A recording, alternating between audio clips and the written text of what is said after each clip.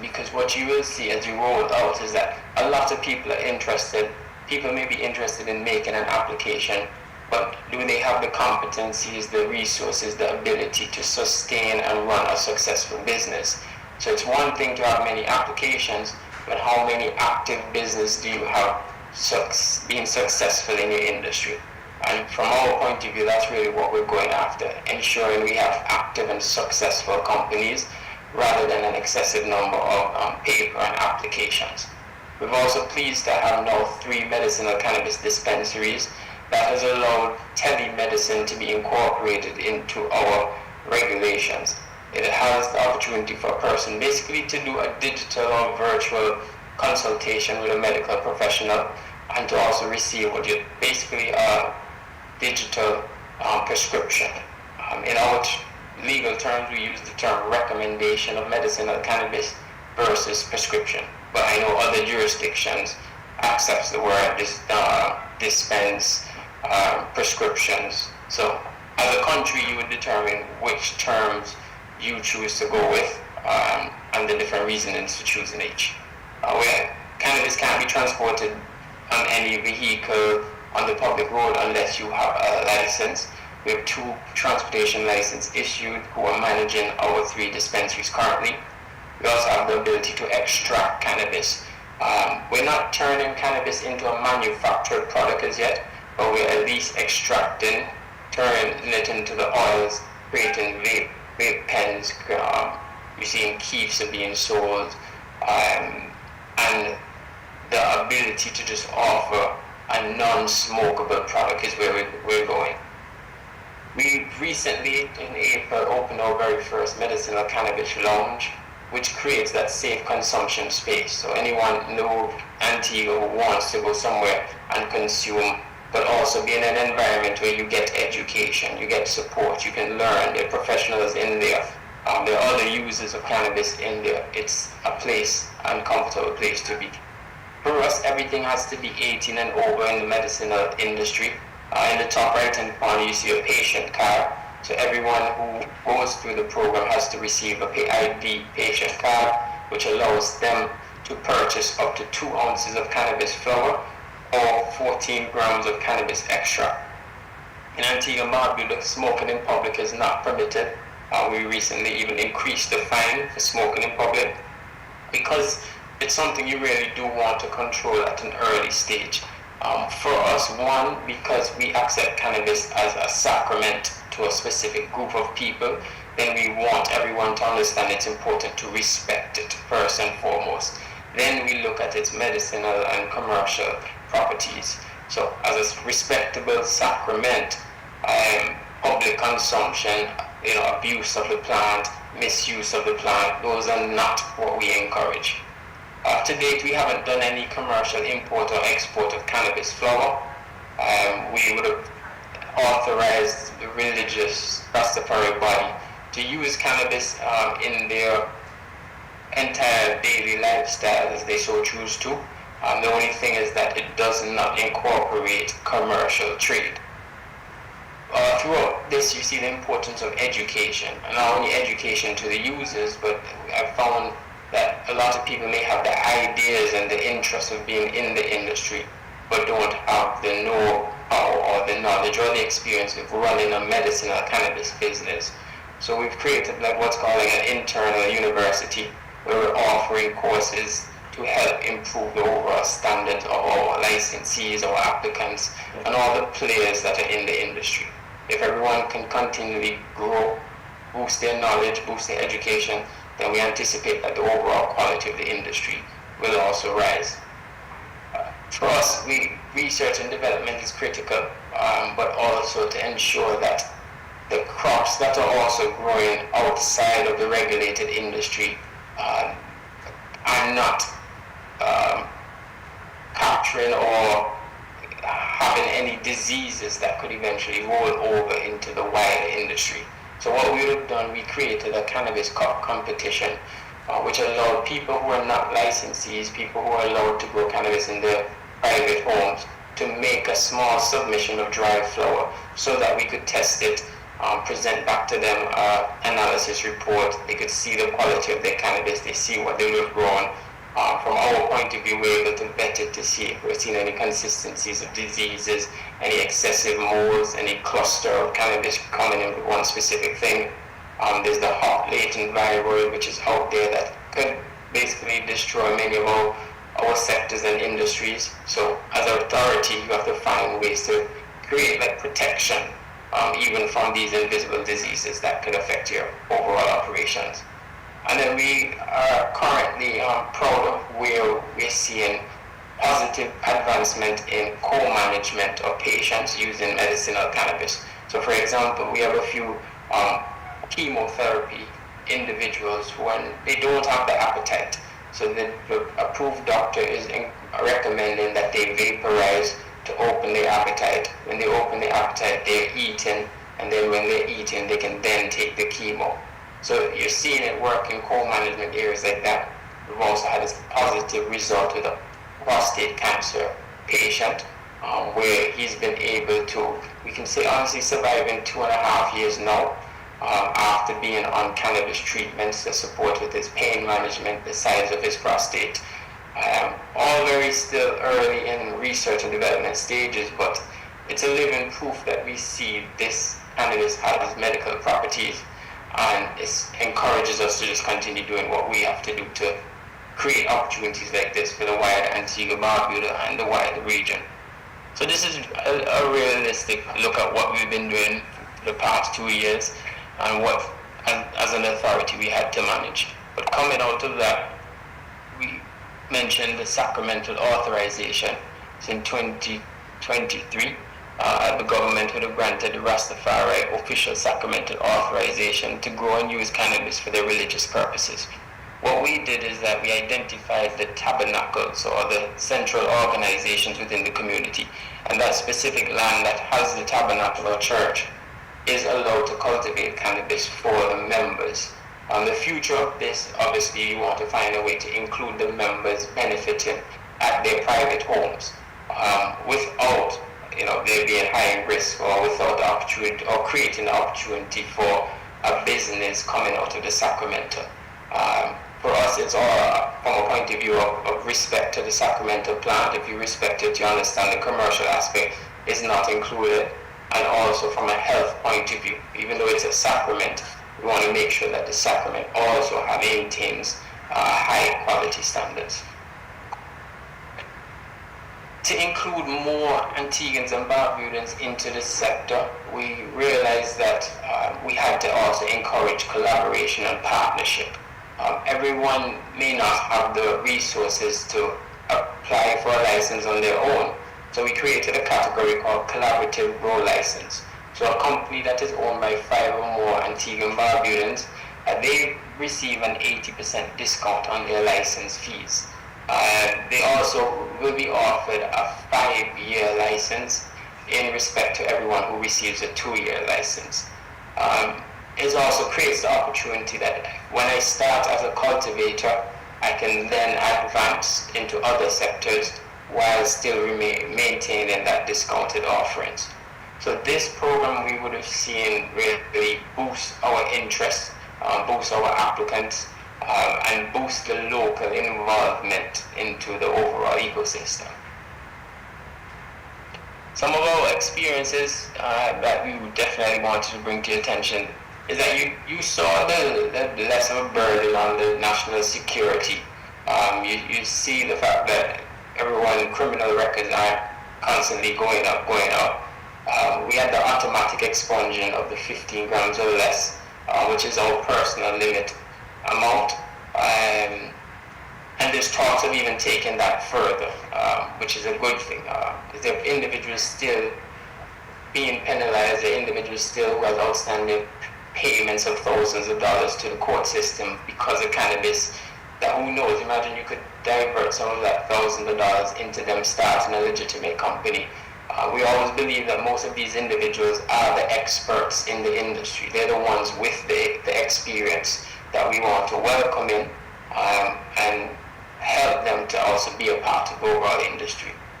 For us, public and stakeholder education has been critical and key.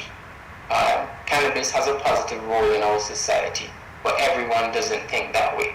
So in order for us to advance, we realize we have to change the mindset to really change the lives of the people in the country. You can't blame them. They're coming from a generation where you criminalize the plant. You were arrested for just your assumption or suspicion. In Dominica, you were shot on site, killed on site. So that's the reality of where we're coming from. So we cannot expect at the snap of a finger everyone is going to welcome this and everyone is going to be a part of it.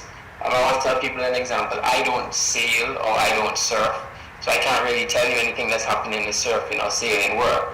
And it will be the same thing with cannabis. Everyone will not have their attention on this industry or want to be involved in the industry.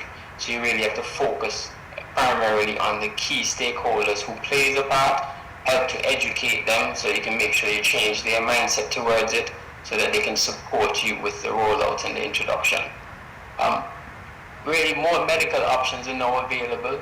You have the phytoceutical and the nutraceutical medicines which are now coming to the market, and it creates an opportunity for people to have medical options that have less side effects, more natural-based medical products. And it's also just helping doctors or giving doctors an additional tool in their toolkit. An advice we would like to share is that definitely try to get qualified cannabis doctors and pharmacists to help you convince their colleagues. Remember that many doctors went to school and were not trained in cannabis and medicinal cannabis. Pharmacists also were not, but there are a few of them who are trained and convinced. See how best you can use them to help convince their very own colleagues. We've also found the great benefit of tying influences and reggae music to really capturing the attention of people so that you can educate them. Because if we don't have their attention, then we can't get the proper message across to them. So maybe in your case, you're going to have to tie it to the booyah. Once the booyah is playing, everyone will be listening to the education. It's important that we look at the external regions that are dumping cannabis onto our borders. And we really have to find a way to protect our borders, and it's not just an Antiguan thing. I think this is where, as a CARICOM and a Caribbean region, we have to protect our overall borders. We've seen youth and adult misuse disorders. And that's a critical part of this, that you want to ensure the use of cannabis continues to be respected and positive.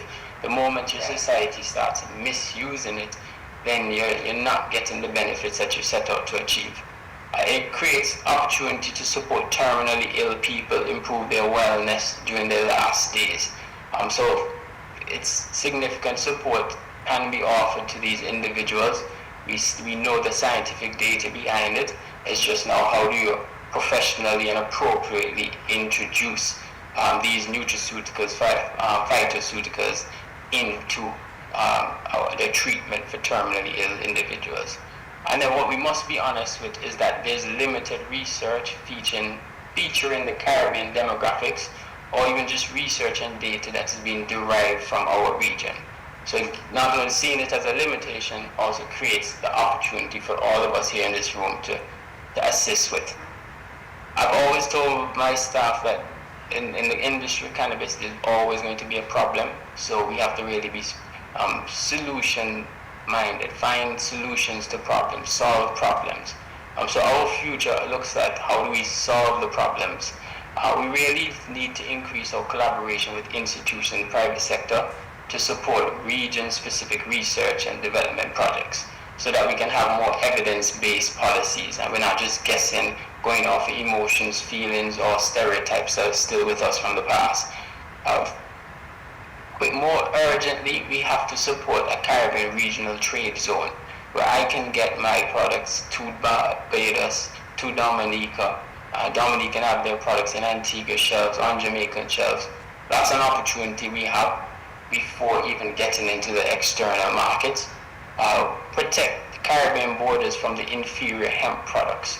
We really have to be cautious about the quality of these products and how they are attractions to young people. They're very appealing, but the standards that they're making some of these products with, source materials, and its overall purpose within our society. We have to really decide if these products are what we want on our shelves, and if they are in our country, where do we want them to be dispensed from. Establishment of protocols to manage synthetic cannabinoid treatment. That's critical. We know it's a reality, so I don't want you to forget it as you develop your industry. Policies to protect cannabis genetics from specific regions. You really want to look at it. We talk about the importance of seeds, where's planting material coming from. Even with the disease of the hop latent viroid, you've seen it coming through a lot of tissue culture. So if you're going to be bringing in tissue culture to start your new businesses, be mindful that there's a chance for that to take place. Ensure the inclusion of women in cannabis throughout the entire value chain. And I want to stress on that, the entire value chain. We have to make sure as a region we don't just benefit from the planting in the hot sun. You know, those days have come, taught us our lessons, and it's now to learn from them. There's a value chain coming out of cannabis, and we want to make sure we're part of every single aspect. And there's the inclusion of women in every aspect. A simple example, you sometimes may see women only cleaning cannabis. We don't want to leave it at just that. So just be mindful of that. You know, Barbados has a big positive movement. Jamaica has a positive movement on women in cannabis. So there's some great examples already out there for you to follow. So cannabis, the banking cannabis money, it's a problem we have to solve. And it's going to, collective voices, I think, is what's going to really get us over that hurdle. Proactive measures to prevent hacking of cannabis patient information. We're not seeing it as yet, but I want us all to be mindful of it, that this valuable information that we're all pooling together, somebody is going to want to go after it. So let's be mindful to protect it at all stages of your operation. We want laws to protect, empower, and include the indigenous communities. So the Kalinagos have to be a part of this session and play a role in this industry. Continuous education, conferences like this, concerts, cultural experience is going to be needed. I encourage people to match the cannabinoid to your community needs. So if you're a society that has a lot of amputees, then you want to get a lot of cannabis that's helping with pain management and specific to that. And then just balance the overall relationship between the plant and people. You have a plant and you have people that you're trying to bring them to work together. We know the plant didn't do anyone anything, and the plant itself can't be a criminal. So how do we balance people's use of the plant into a productive society?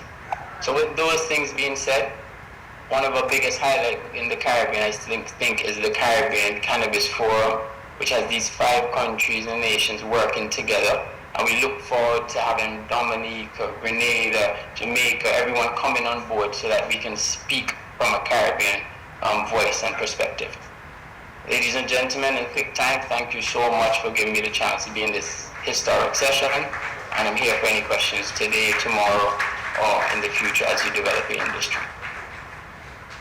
Thank you, Mr. Regis Burton, all the way out of Antigua Barbuda. And we recognize the passion and the professionalism in which Antigua and Barbuda has actually engaged the cannabis industry. There's lots of lessons to be actually underscored with regards to Mr. Burton's presentation. But I just bring us back to one thing that he actually resonated with me, which was the CARICOM report commissioned in 2018, which I hold extensively studied, and I'm just going through it, and I'm just looking at my scribbling notes. And one thing that actually stands out to me as I go on page 8, it says, the Commission is of the view that a law reform process that focuses only on medicinal marijuana would seriously shortchange the Caribbean peoples given the many deeply significant considerations that need to inform legal policy. In fact, as it stands, law reform is not necessary for medicinal cannabis, since existing legislation already creates such avenues, although little known. The issue of law reform, and in particular whether to remove prohibition for existing laws, is not only or even merely about medicinal cannabis, but is about the wider application with regards to its recreational applications and uses. So, to me, we have a blueprint document actually commissioned in 2018 by the heads of CARICOM, which gives us a number of insights in terms of where we should be taking this cannabis industry. So for example, on page 11, it states that the Commission is therefore satisfied that, except for medical purposes, the fears that law reform will cause a floodgate movement towards cannabis in terms of the gateway drug has been defunct and debunked, and is unfounded, particularly if law reform is undertaken with the appropriate educational and marketing programs in place. So these are some of the issues that were understudied way back in 2018 with regards to the engagement of CARICOM community and sovereign states in terms of this budding cannabis industry. So Mr. Regis' presentation, Mr. Regis Burton out of Antigua Barbuda, given the experience, and I was fortunate enough to be part of the Wadadli Festival as recent as 2 months ago, did give some insights for Dominica with regards to how we can take advantage. We have a serious comparative and competitive advantage as none other in the English-speaking Caribbean. So for example, when it comes to our analytical services, we see that we can actually expedite that service across the region with regards to the National Center for Testing of Excellence housed under the Dominica Bureau of Standards. And there are other areas that we see that we can now start to craft a niche market specifically for the Commonwealth of Dominica.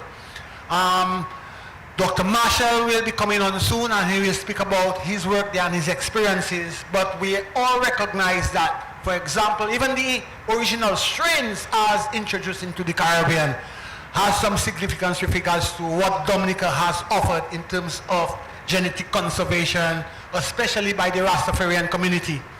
So we are thankful that Mr. Regis Burton could actually join us via virtual links. We will see you in the near future in physical form. And as you mentioned in closing that, with regards to the Caribbean Cannabis Forum, it is definitely a forum and an avenue that we need to strengthen in terms of the discussions to be ensued as we craft that space for ourselves within the region. So we'd like to thank Mr. Regis Burton. Audience, would you give him a round of applause? Mr. Burton, I know you're a busy guy out there, and we wish you well, and we will definitely see you in the near future. Thank you, Ms. Burton, for being part of us. So, thank you so much. Our next presenter is our own renowned Dr. Michael Emmanuel out of the University of West Indies, Mona campus. He is a researcher and a lecturer in the Department of Life Sciences. He received a Bachelor of Science degree in Zoology and Botany and a Master of Science in Plant Production and Protection, and a PhD in Botany from the University of the West Indies, Mona campus. The title of his thesis was The Biochemical and Physiological Modifications During Ripening and Storage of the Ackee Fruit. His area of research is crop science with a focus on post-harvest of fresh tropical and subtropical fruits and vegetables. He is also an internationally certified organic farm inspector. We also incidentally did all of that course together way back in 2002, if I recall, Dr. Emmanuel, out at St. Anne. In 2016, he received an award for Best Oral Presentation at the 3rd All-African Horticultural Congress in Abidjan, Nigeria. He was born and raised on the island of Dominica, and being a cannabis enthusiast, cultivator, breeder, and user, opportunities presented itself with the enactment of the Dangerous Drug Act in 2015 in Jamaica, which facilitated the development of the cannabis industry. He began conducting cannabis research based on previous experiences as a traditional grower and horticulturalist. His efforts thus far has allowed him to contribute in both public and private sectors. In July 2019, he was selected as the Vice Chair of the Bureau of Standards Jamaica Cannabis Technical Committee. And the accolades associated with Dr. Emmanuel are far and wide. Our own renowned Dr. Michael Emmanuel, a pleasure to be with you, sir.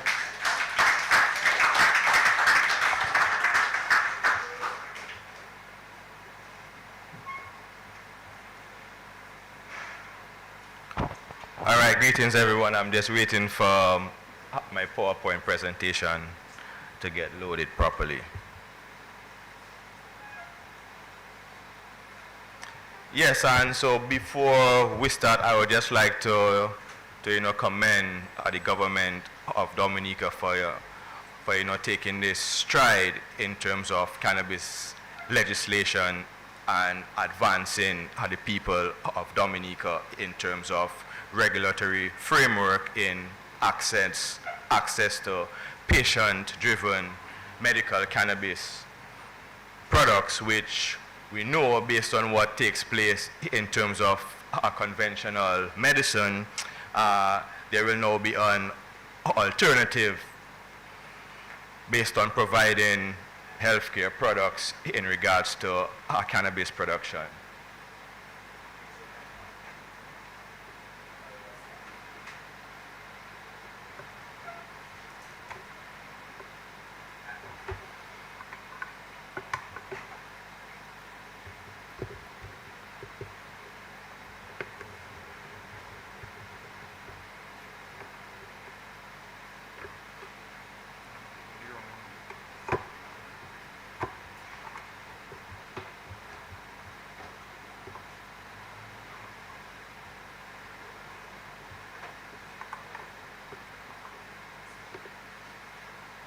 All right. Well,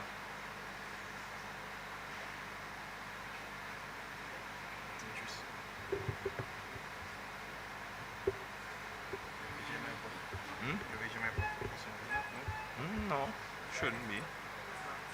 Technical difficulties, yeah, we are experiencing some power juice. Yeah, our computers are running down out of power, so just bear in mind. Yeah. No. But I could.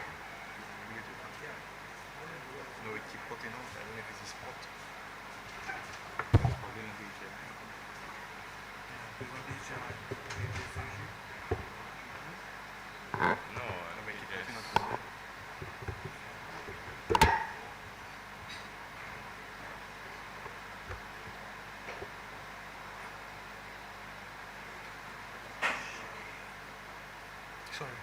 Sorry, not I think it's your port, that maybe you have an issue. Yes, sir. Ladies and gentlemen, we apologize. Apparently we are experiencing some technical difficulties in terms of compatibility. But yes, first time around, there'll be some teething challenges that we need to overcome. But it's not a one-time initiative. We intend to have this Cannabis Symposium as an annual event. Not necessarily following the same format annually, but definitely make it a feature within the annual calendar of agricultural events. So the idea is, on an annual basis, we will have something called Festival Cannabis de la Dominique, where after the passage of the legislation, we'll be able to actually be engaged in much more diverse activities. So for example, what we learned out of Antigua as part of the Cannabis Festival, there was reggae festivals and art exhibitions, even health and wellness walks to specific farms incorporated within the whole package. We were ambitious in trying to put all these elements together, but we were guided by the Office of the Attorney General and the legislative framework that, hey, yes, we are transitioning, but there is still a law in place that limits the amount of activity that we can potentially engage in. So yes, we have decriminalized 28 grams, 3 trees per person, and we have been given further insights from the Office of the DPP, Director of Public Prosecutions, with regards to that 28 grams, 3 trees per person, per household. So yes, we are at a stage where we still very much in front in terms of our journey, but definitely taking advantage of the environment as it currently exists. For Dominica, like we said, we are definitely looking at a modality which is embedded in medicine, but not limited exclusively to a clinical application. And we have been trying to finalize, or have been having in-depth technical discussions with regards to what is a medicinal cannabis industry for Dominica. And what does it look like? We are presenting draft recommendations in terms of our description, internally working within the various technical committees, and even from that, there has been differences of opinions, and we will expound on that a bit more. But in a sense, for us in Dominica, we are convinced that, unlike the report alluded to in terms of the CARICOM Commission report of 2018, a medicinal cannabis industry for Dominica cannot be only limited to a clinical application. It cannot. So we have to be very mature and level-headed to explore the scope of what we Dominicans mean by a medicinal cannabis industry. Yes, there are opportunities and there's relevance with regards to its classic clinical application as prescribed by medical practitioners. But there's also the issue of health and wellness. There's also the issue of spirituality. There's also the issue of agritourism, health tourism related initiatives. So at the end of the day, a medicinal cannabis industry from Dominica is an economic opportunity with regards to the diversification of the landscape in terms of economic generations. That is still at a very intense stage. It has to go through a lot of public discourse and acceptance before even we can present it to public policy. But we are hopeful that we will not be myopic in our vision from the onset. And we will see from our regional partners that there has been some shortfalls in terms of the application of that concept in a very myopic clinical framework. And that in itself has posed challenges for a number of our sister islands and jurisdictions. Mark, are you ready to go? Yes. So, I think I did a very good job filling in.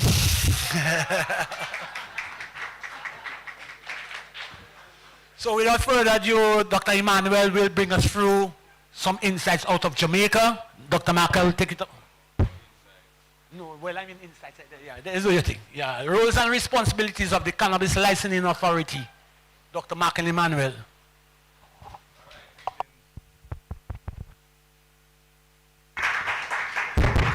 Yes, greetings once again, and I apologize for this technical difficulty beyond my control.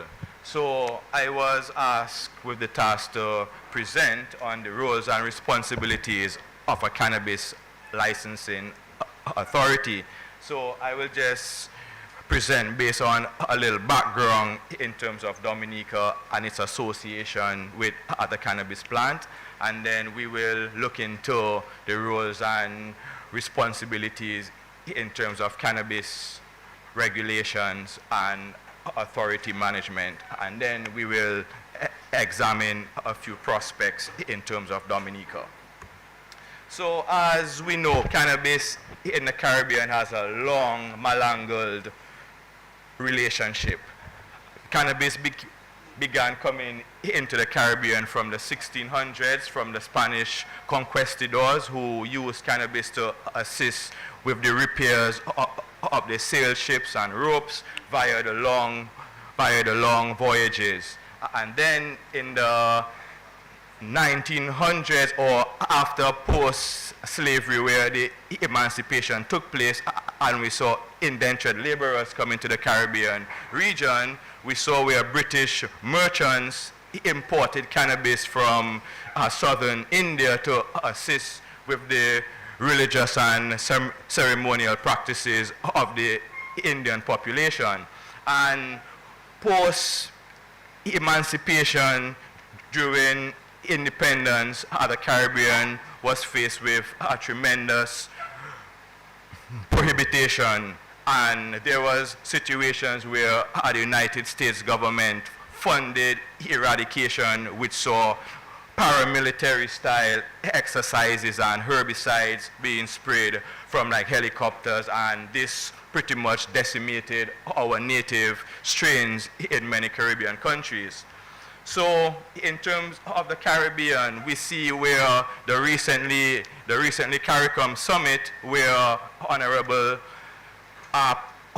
Prime Minister Mia Motley spoke about that two countries are currently invested in purchasing cargo planes. But here, when the West Indies Federation was found to establish intra-regional trade, the establishment of the West Indies Shipping Service in 1962 was formed to operate two multi-purpose ships, and these ships were the Federal Palm and the Federal Maple, and this initiation saw trade and economic integration, and this led to the formation of the Caribbean Free Trade Association, known as CARIFTA, and CARIFTA was formed in 1968. All to say this was that this was when regional travel was cheap, where you could move from the South, West Indies, Trinidad, all the way to like Jamaica on these two ships, and they would move based on moving cargo, people throughout the Caribbean region. So in terms of the Eastern Caribbean, we were exposed to like cannabis coming from like Jamaica in the form of ganja, which was pretty much transported via these two merchant ships. And there are many testimonials which speak about. There was one particularly where a university student who is from Trinidad, studying in terms of Jamaica, traveled to like Trinidad for like carnival, and he mentioned that the consistent searches, apprehension of people traveling these ships, and he was told that the bags are not being searched and they are filled with like ganja coming from Jamaica to the Eastern Caribbean. And with that came culture, seeds, and the appreciation where Rastafari, so that period of black power empowerment also coincides with this particular movement. So fast forward today, where we see intra-regional trade is pretty much the lowest, and we here see where we have cannabis, which was possibly one of the most intra-regionally traded horticultural commodities and catches the highest economic value in its raw state. So the benefit based on intra-regional trade saw in terms of benefiting the other countries tremendously. So during that same period, we saw where the Prohibited and Unlawful Societies and Association Act, otherwise famously known as the Dread Act of 1974, which was Dominica's design to actually combat that new wave of self-consciousness associated with the Rastafari movement. And this movement saw anti-Catholic stance, use of marijuana, and acceptance of socialist ideologies. So at that time, the Prime Minister Patrick John brought this bill to like Parliament, and it was supported and unopposed by the then opposition party. And it even went further, where we saw in 1975 there was an amnesty asking Dreads to leave the forest and surrender, right? So all this is where how integral cannabis and Rasta really had a role to play in terms of the Black Power movement and what took place within the 1970s. This is before I was actually born, but many persons here today or have families here who have suffered atrocities via this particular Dread Act. So now you even have these families today who have third generation farmers who are still cultivating ganja today. So what sort of framework or what sort of restorative justice or empathy do we place on these persons? So looking at the current legal landscape throughout the Caribbean region, we see where most CARICOM countries have enacted legislation based on decriminalization. Some have advanced looking at the medicinal. Antigua stands out based on one of the first countries to implement some sort of religious policy for the Rastafari community. Jamaica leads the way based on 2015, where this was promulgated based on a young man being a construction worker, coming home from work, smoking a spliff, apprehended by police and was killed whilst in the prison. So this pretty much saw the government's need to change policy in regards to cannabis within the local population. And St. Vincent followed, and St. Vincent has made serious strides in integrating traditional farmers and ensuring traditional farmers have a sustainable viability via cultivating cannabis through certain regulatory framework that secures their product via sale.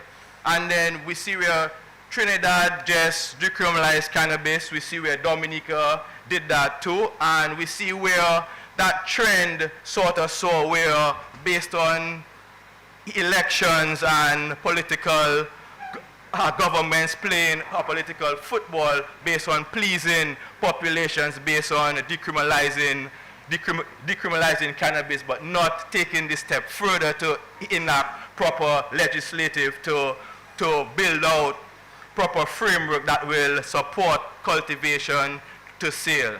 So we even see where the new kid on the block, St. Kitts, that recently launched their medical cannabis authority.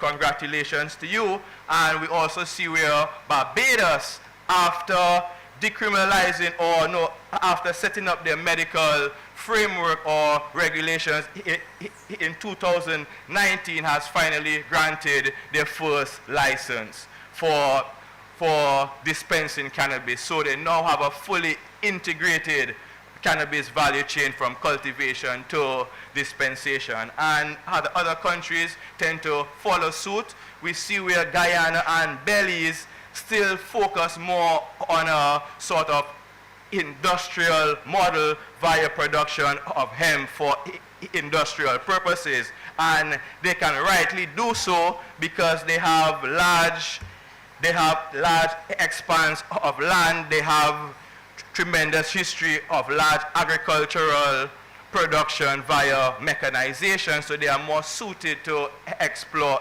industrial hemp. And we see where St. Lucia also recently released cannabis regulations, which are now out for public commentary. So we see where the region is moving to advance the cannabis discourse for the benefit of economic purposes and also social equity and social justice based on trying to remedy other sort of harms done in previous years via prohibition. So we also see, presently the only regional country that has not really announced a cannabis legislation today is Grenada, and we know they will be following suit very shortly. So let's look at the cannabis authorities throughout the Caribbean region currently. So we have Jamaica, which has the Cannabis Licensing Authority, and I want to pay attention to the names and also the ministries that house these authorities. So Jamaica is the Ministry of Investment and Commerce. St. Vincent and the Grenadines is housed in the Ministry of Agriculture, and the authority is called the Medicinal Cannabis Authority for St. Vincent and the Grenadines. We see Antigua, Barbuda, the authority is housed in the Ministry of Justice and Legal Affairs. We see Barbados is housed in the Ministry of Industry, Innovation, Science, and Technology. And we see in St. Kitts where it is housed in the Ministry of Agriculture, Fisheries, Marine Resources, Entrepreneurship, and Creative Economy. So we see where a lot of emphasis today was placed on cannabis being an agricultural crop. And we all know in an industry like this, raw material is actually king. But by what we see presented here, we see that there is a lot more ulterior motives just by cultivating cannabis, but by attracting investment and management of these authorities to provide necessary objectives based on stimulating economic development via medicinal cannabis or in a particular framework that could bring about cultivation of cannabis via a vertically integrated value chain. So this is important because we as a region do share various commonalities in terms of biogeographical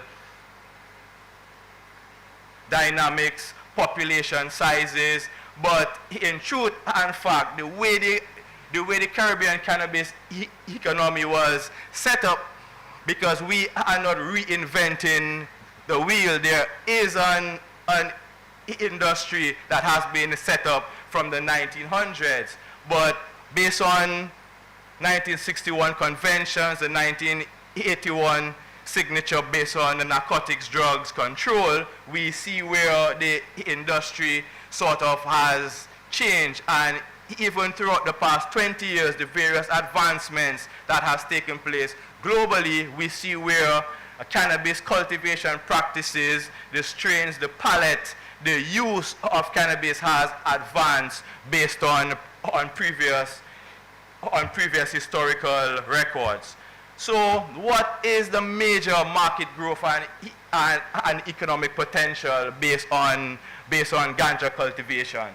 So the key drivers for growth is there is a global market expansion in regards to medicinal cannabis, and there are opportunities for various players to participate in this global demand, but this comes with various challenges and opportunities based on the processes that would lead you to enter these particular markets. There is also a great demand based on local consumption and demand for like cannabis products. So if you understand the local consumption patterns and the way the local populace engage in cannabis use, this could be used as a premise for assisting the infrastructure to support quality assurance management and patient-driven access to medicinal cannabis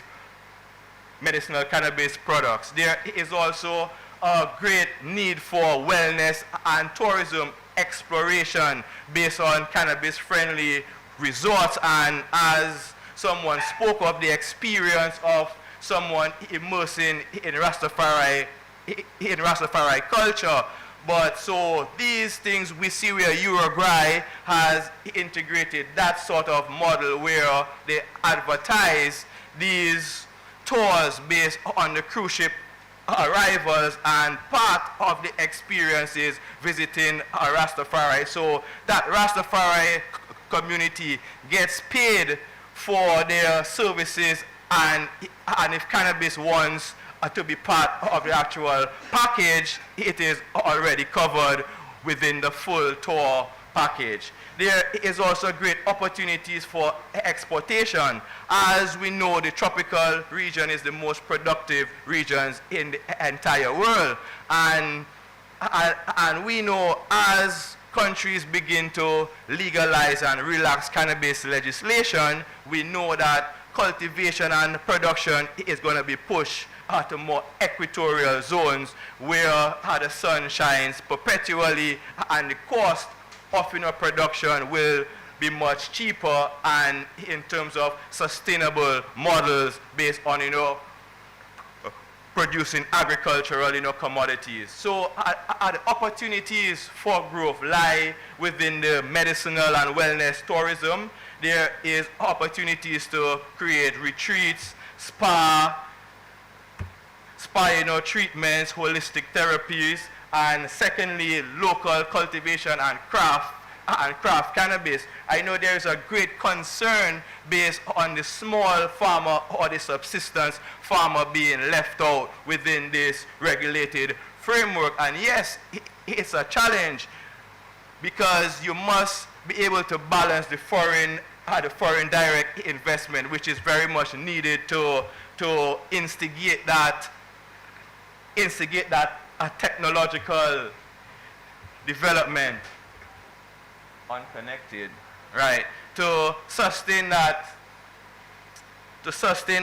development. So whilst foreign direct investment is also needed, we also need to see the creation of more public-private partnerships that would benefit the entire value chain rather than single entities.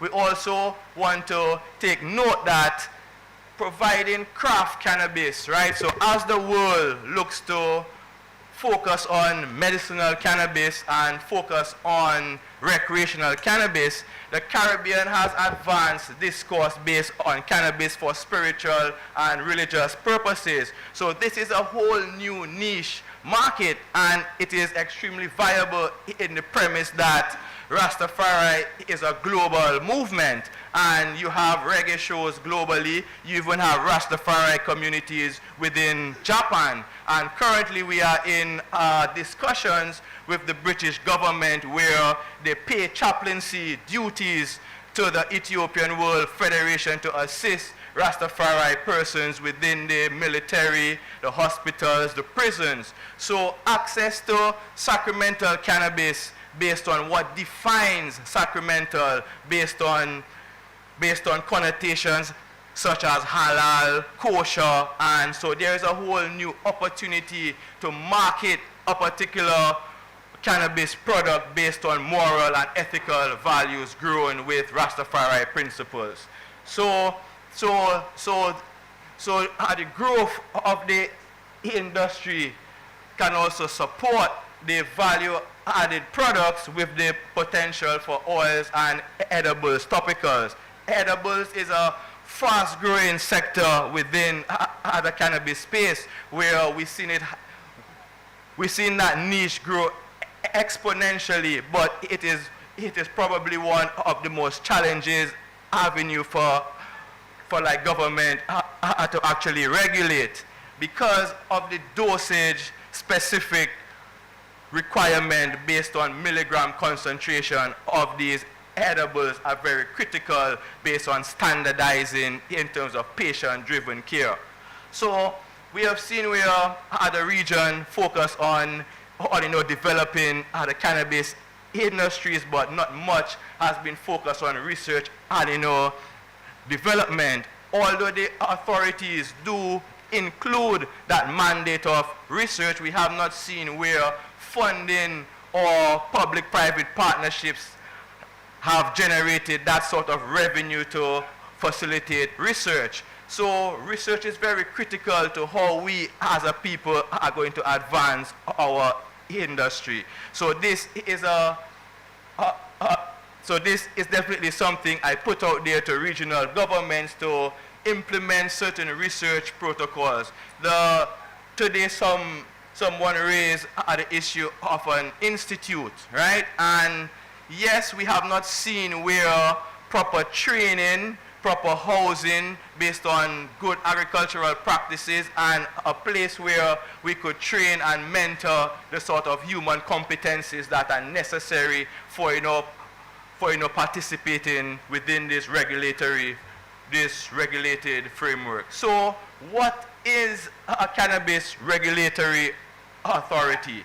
And it is an authority which is a government agency which is mandated with the responsibility for providing oversight of the legal production, distribution, sale, use of cannabis within a specific jurisdiction. So the authority has the mandate to process and issue license for cultivation, extraction, manufacture, import, export, transshipment, testing, transportation, dispensing cannabis and its derivatives. So what I have to say here, there is no perfect cannabis legislation. It's a work in progress, and as the world turns and research is done and advancements take place, there needs to be that flexibility to be able to adjust, particularly to the global shocks that we face based on COVID. We are prone to environmental disasters such as hurricanes. So how do we put infrastructures in place to mitigate these shocks to ensure the sustainability and viability of this industry? For example, last year, Hurricane Beryl hit Jamaica South Coast and decimated most of the farms within that space, and there was a serious shortage and destruction that actually took place. So the ability for patients to get their same medicine or access to medical care via cannabis production was sort of disrupted. So how do we mitigate these shocks? And these are real situations. So just looking at the organizational structure of the regulatory framework in terms of the authority. So the Cannabis Regulatory Authority leadership and governance tend to vary based on jurisdiction. So I had the privilege of recently traveling to Thailand and looking through the whole cannabis sector, and it was interesting to see the sort of approach Thailand took, although we recently saw where the change of government is looking to reverse some of these laws and regulations that actually took place. So Thailand model was fully legalized cannabis without any regulations. But what they put in place was good agricultural collection practices. So in order for you to be able to cultivate cannabis, you must ensure that you meet the actual criteria for good agricultural collection practices, which is ensuring you have the necessary infrastructure, you have the service, you have the infrastructure to manage your staff, like proper bathrooms, so on, and the competence of the staff required to actually participate within this framework. So the framework is generally designed to regulate the actual commoditizing of cannabis for public consumption, and this follows a typical structure which is based on many models from other legalized countries and various jurisdictions. So the general structure that we see tends to be governed by a board of directors through commissioners, and this board tends to provide the oversight and set strategic priorities based on the advancement and development of the value chain. It also consists of members appointed by the government ministry, which is responsible for the agency's oversight. The members of this board generally comes from the civil society with varying stakeholder backgrounds, such as public health, law enforcement, business, agriculture, social justice, religious, Rastafari, and the list can go on. So the governing principles should operate under transparency, accountability, and fairness principles. I have seen instances where board members try to push this ulterior motive, which brings about conflict of interest, and this tends to limit the sort of scope and implementation based on the people benefiting holistically.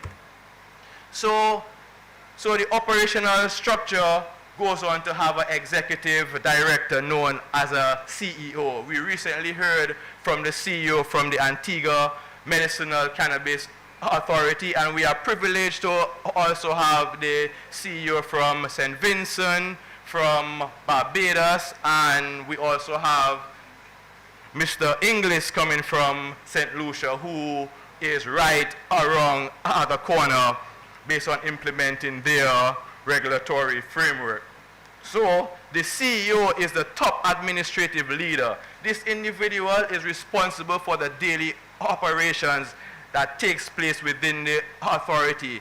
They tend to have a structure of reporting to the board and to the government ministry responsible. It oversees the staff, it implements policies, and it ensures enforcement across the board. It represents the authority in international and regional forums, which are very critical to engage that discussion based on how do we facilitate intra-regional trade and resource sharing among member states. So the areas that the licensing authority tends to focus on is, one, licensing and applications. So the processing of applications for cultivation, manufacturing, retail, distribution, import, export, so on. It's also responsible for providing the necessary background checks and financial reviews on these applicants to ensure that they can fit the necessary criteria to create a sustainable and viable business model based on this agricultural commodity known as cannabis. The licensing and applications also manages licensing renewal and also makes recommendations based on amendments to current legislation. Then you move on to the compliance and enforcement branch, and this tends to inspect licensed facility for adherence based on laws and regulations. One of the main criteria here is the security infrastructure which is necessary to operate under regulatory framework, and it also pays emphasis based on monitoring the sales transactions that take place throughout the industry. They also have the mandate to impose penalties or make recommendations to the board based on non-compliance. It also tends to investigate occurrences of inversion and diversion based on cannabis material. And inversion and diversion, those are one of the main stakes where the authority has to really put a foot down to ensure that what the public is actually getting is value for their money, and it meets the quality assurance and ensures public health and safety. And we know the harms that have been done based on agricultural production. So ensuring environmental stewardship is key based on developing a sustainable model for producing cannabis, right? So you also have testing and quality control. So the authority is not necessarily about testing, but they should set the standards to ensure product safety is free from contaminants, pesticides, heavy metals, and because it's a patient-driven, you want to ensure that the potency associated with what is being said really meets the necessary criteria. So the authority also has the mandate to accredit third-party testing labs to be able to provide those necessary services. It is also very critical in any industry or value chain to ensure that there is a system in place for voluntary and mandatory recalls, right? So if there are issues based on quality assurance, there is mechanisms based on track and trace to exactly know what batch, what farm, where it's being dispensed to be able to remove them from the shelf. You also must focus on public education and outreach, right? And be able to educate the public based on safe and responsible use of cannabis. Also the ability to engage with stakeholder groups based on industry, patients, Rastafari. So what I have to say here is the authority needs to create that sort of trust amongst the participants and see itself more as a stakeholder within the whole framework than trying to be the enforcer and somebody seen within a sort of negative perception. So the authority should regularly look at updating regulations and making policy recommendations as advancements take place. They should also liaise with legislators and other government agencies. So very well said today, based on you may create a cannabis regulatory act or framework, but that does not mean it stands alone.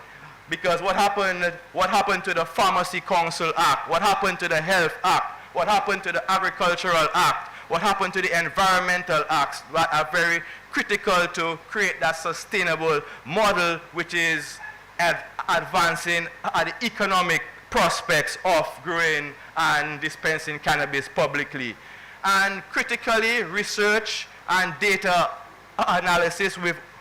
Without data, you would not know where you started from, where you are currently, and where you plan to go. So instigating research and data collection is key to understanding distribution trends, tracking production from seed to sale, and understanding the studies based on the impact based on public health. The authority should also prepare monthly and annual reports of the authority's oversights based on the supply chain. So, and then finance and taxation. The authority must manage its budget and funding allocations, right? We know that it's in the budding stage, it's new. So many of these authorities rely on government subventions. But moving into the future, we need to work out how we could make these authorities more profitable based on sustaining their own requirements based on their financial needs. So the authority accounts for the revenue made from licenses and other operational activities taking place. So the authority also needs certain support functions such as IT, technology, someone to manage, monitor the seed to sale inventory and tracking systems, human resources based on staff training and recruitment, and the legal counsel, the advice, that technical advice based on litigation and regulatory compliance. So for the authority to function, there must be very key external partners which work hand in hand based on the authority's mandate. You have the law enforcement, they need to be educated, they need to be brought to the forefront based on understanding what is taking place.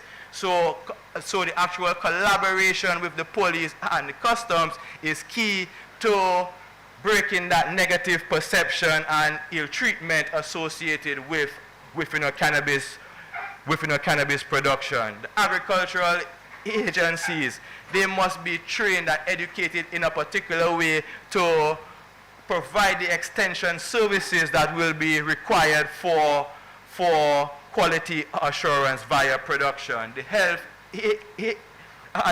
people, they need to address the medical cannabis programs and public health concerns. Also instrumental here is the drug abuse agencies. They have a big role to play based on reinventing the wheel, because many of our school programs now, high school, cannabis is still being portrayed as something negative, a drug, but yet the same high school students go home and see their parents using cannabis, so they have a different perception. Plus, they have access to social media and they are seeing what is taking place globally. So public education is key, and awareness based on assessing the pros and cons of cannabis consumption. So the parish councils also they need to be able to have a say based on where cannabis cultivation sites be located and dispensing zones. So how do the parish council coordinate zoning for distribution and production? Education, training. This is key because we need to be able to build human competence to actually participate along the value chain. The main issue our traditional farmer has, he has this notion that I am the individual who should breed the seeds, grow the herb, package the herb, extract the herb, transport the herb, and sell it. That is simply not a viable option based on building a business model. So we need to change that perception and let a young, enthusiastic cultivator, processor know that getting training and certification could allow you to sit somewhere along the value chain and practice your trade and earn an honest living, which you could bank that funds.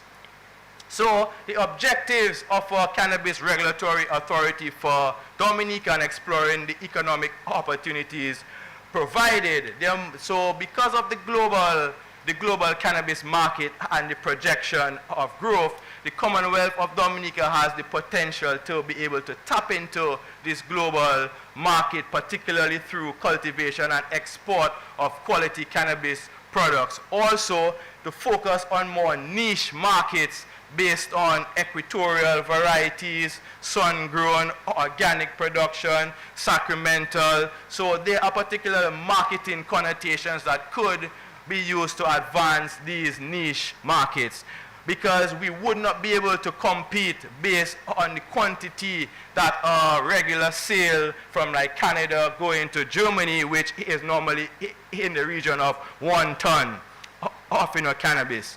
So the ability to also provide that job creation, the establishment of an industry will definitely create employment opportunities for locals and particularly traditional cultivators who have a history within the illicit production market.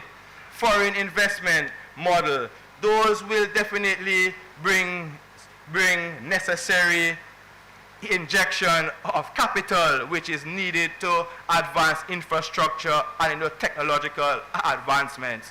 So international companies definitely looking to establish production, processing, manufacturing facilities will be able to form partnerships with local personnel and be able to provide that capital which is very much needed to stimulate the industry needs. So the export potential, this is something that is sort of difficult because the global market is one that is very competitive. So if you are not coming with something different that meets certain value, we know today that people have this want to purchase products based on ethical and moral values. So meeting these expectations via production is going to be key to enter these niche markets. So resource sharing, it was recently spoke of, the provisions of services to other member states such as testing, germplasm development, the run of experimental trials to assess potential of various aspects of the value chain to bring about that economic stimulation. So one of the key pillars in terms of regulatory framework is to reduce the illicit market production. That is one that definitely takes some time, but you need to start right now. So the regulated cannabis industry is one that can significantly reduce the illicit market by providing the population with a legal alternative for its consumers. This can assist in reducing the financial incentives for illicit activities associated with criminality, right? Dominica is the 3rd largest English-speaking Caribbean island, so it really does have a large natural resource compared to many other jurisdictions. And one of the main destructions of our natural habitats is individuals going into the forest, reserves and cutting down trees to grow cannabis, right? This is definitely one that is not sustainable, as we see any little tropical wave that comes brings about serious flooding and disaster management.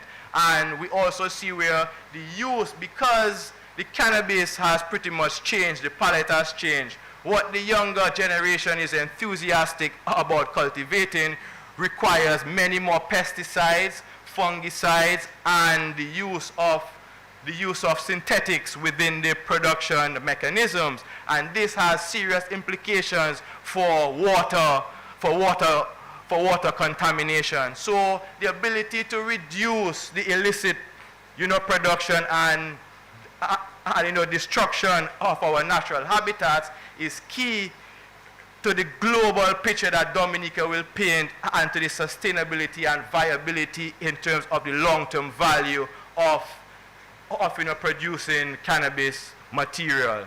Also, we need to assess the public health risk based on the regulatory and legal framework, market, and how the government is going to ensure product safety, which is free from harmful contaminants, via reducing the public health risk associated with unregulated cannabis.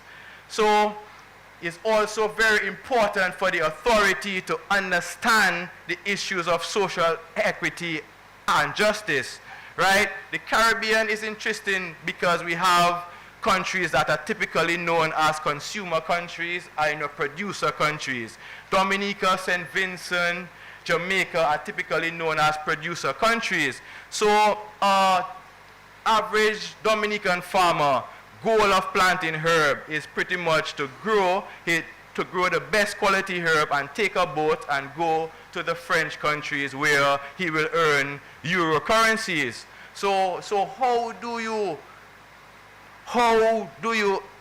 encapsulate these young minds now to enter a regulatory framework? There must be some incentivization to attract them to be part of this framework, because the risk and the reward of participating within the illicit market is much greater than entering the regulatory framework. So looking at social equity models from ensuring that marginalized communities, including the Rastafari and the indigenous populations and the rural farmers, be provided with access to economic opportunities created by this legal cannabis framework. So this may look like or include licensing preferences for traditional small-scale farmers and Rastafari and indigenous cooperatives, the ability to provide training, capacity building programs, revenue sharing mechanisms to support community development, and this will overall fit into the aspect of restorative justice, where trying to recognize the wrongs that were done and protecting the rights of the Rastafari and indigenous communities to use of cannabis as a sacrament. This is an essential component because it makes provision for sanctioning sacramental species of cultural significance of Rastafari practices, and also the indigenous communities' ability to practice religious freedoms during ceremonies and celebratory events. So, in my closing remarks, looking at the Caribbean cannabis economy is one that is instrumental to the advancement of Caribbean people. Seeing that ganja is also an indicator species for the Caribbean region, where people associate reggae music, Rastafari, with ganja consumption. So tourists tend to visit our shores based on these premises. So the Caribbean archipelago is one that is very unique in its biogeographic and socio-economic demographics.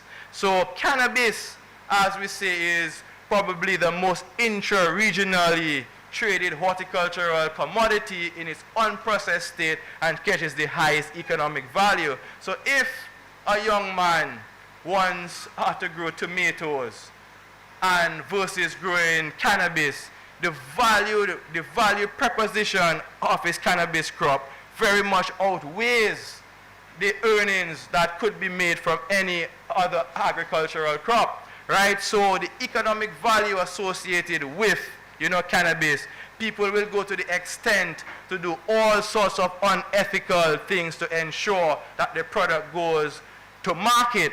So ensuring product safety and quality is key to the sustainability and viability of such a sector. So enacting correct cannabis legislation across territories is a very complex situation, given the level of interconnectedness of trade patterns between Caribbean countries and the rest of the world. So it is also noted that data collected from actual cannabis seizures in the region suggests that cannabis may contribute way more to the domestic economy than bananas did in its heyday.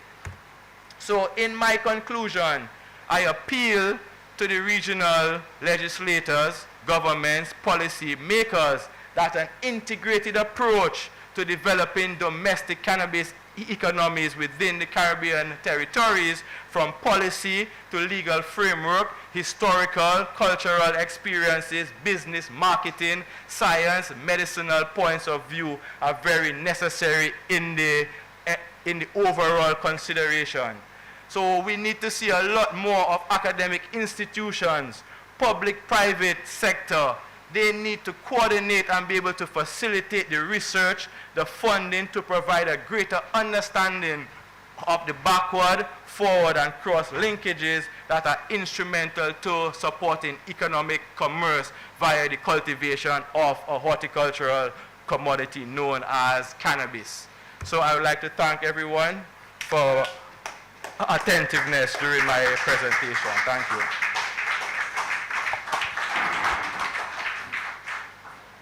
Indeed, a very comprehensive presentation by Dr. Emmanuel, and you can only expect such by such great minds. And he gave us a lot for take home, but again, making reference to what we have already done. 2018 report as commissioned by the CARICOM heads gives us a lot of insights as to where we are there right now. But we're going to try to make up for some time, and we still have a very packed house with us because we still have the experience from St. Lucia, we have the experiences from Barbados, and we have the experience from St. Vincent. It was suggested to me to make up to time I should omit one. Anyone in agreement? Exactly, so the ayes have it. So we're going to actually expedite the presentations. So we will call right now the newest kid on the block, St. Lucia. And because St. Lucia has recently passed legislation enabling them to take advantage of the economic landscape that cannabis industries present. So we'll hear from Norbert Inglis, who is the Chief Executive Officer of the Substance Abuse Authority out of St. Lucia, and he will actually give you much more because the authority in St. Lucia, I believe, has a different modality associated with it. But Mr. Inglis will bring us through the presentation. I should tell you that Mr. Inglis himself brings a wealth of experience and knowledge to the cannabis industry in the role of CEO of St. Lucia Regulated Substances Authority, overseeing the creation and operation of a new statutory board tasked with revising the regulatory framework for a myriad of substances, including cannabis, radioactive sources, alcohol, petroleum, explosives, pesticides, and toxic chemicals. From June 2019 to present, he has been a member of the National Committee of ASTM International, which is the committee which looks at cannabis standards. Dominica has participated in these discussions, and we need to continue our participation. But nonetheless, Mr. Norbert Inglis is an attorney whose career stems from work within the private and public sector. He was called to the St. Lucia Bar in 2011. He's a legal advisor with over 10 years experience in a myriad of areas ranging from legislative drafting, contracts, litigation, business facilitation, policy development and corporate governance. His educational backgrounds include an LEC from the Hugh Wooden Law School from 2009 to 2011, Trinidad and Tobago, as well as an LLB in Law 2006 to 2009 from the University of the West Indies. Ladies and gentlemen, local participants, Mr. Dylan Norbert Inglis, CEO of the St. Lucia Authority. Thank you, sir, and a pleasure being with us. Thank you.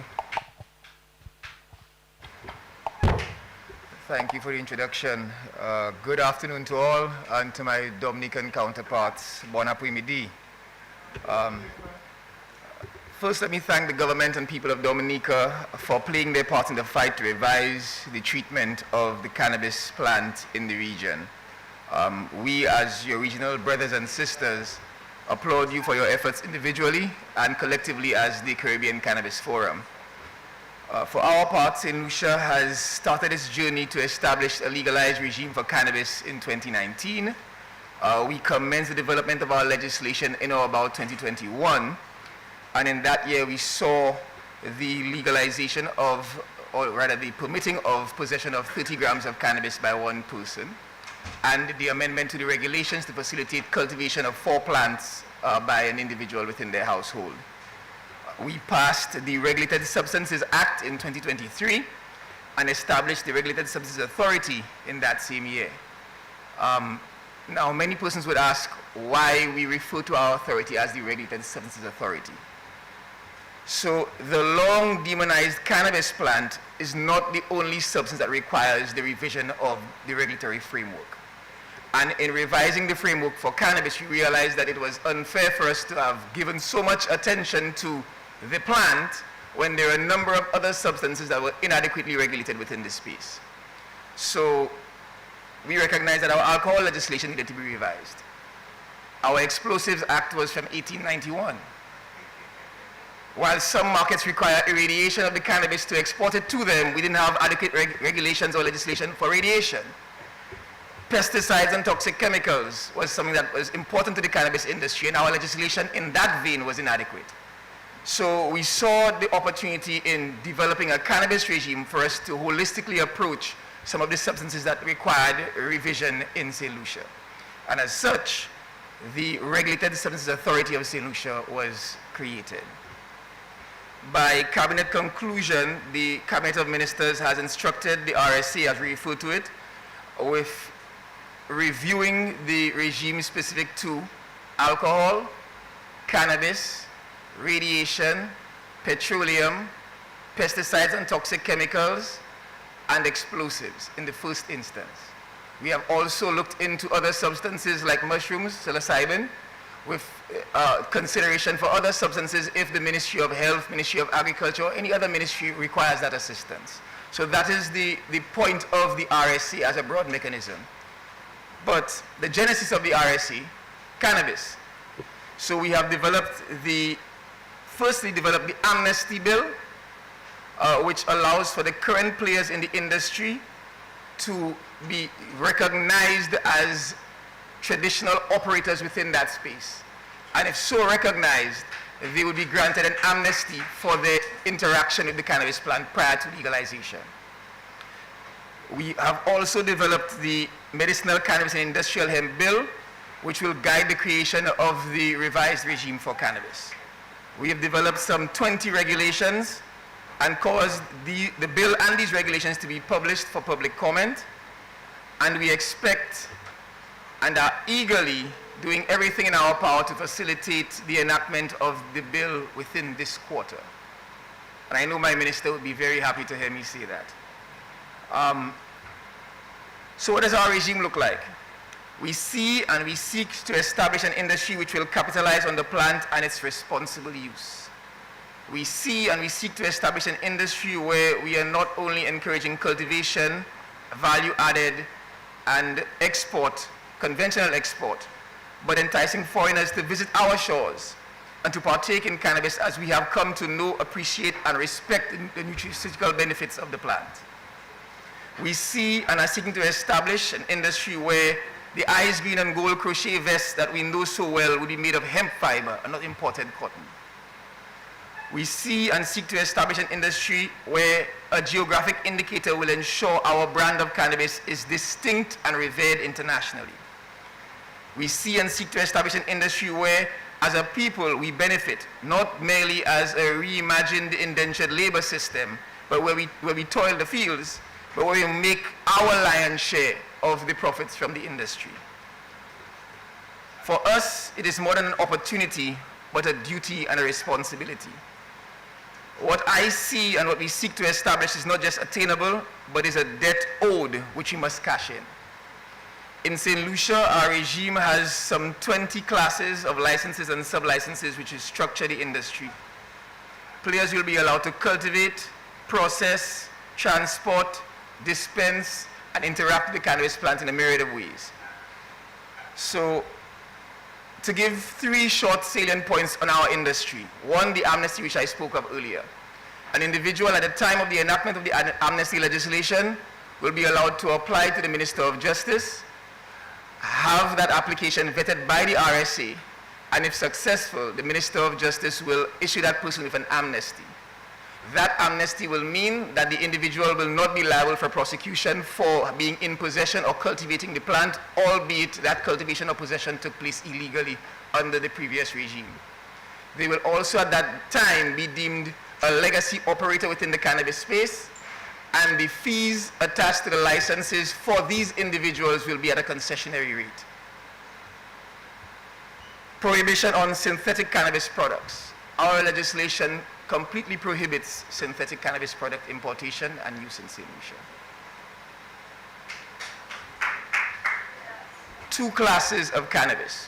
We recognize that there are some cannabis products that are required to go through the process of a medicinal practitioner prescribing and a pharmacy dispensing.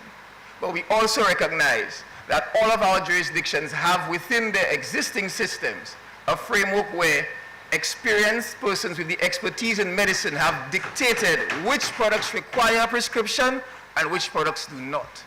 As such, within our regime, we have established 2 classes of cannabis, which we refer to as Class 1 and Class 2 cannabis. Class 1 cannabis will not require a prescription and can be dispensed from any licensed dispensary. Class 2 cannabis will require a prescription and will be dispensed from licensed pharmacies able to so dispense.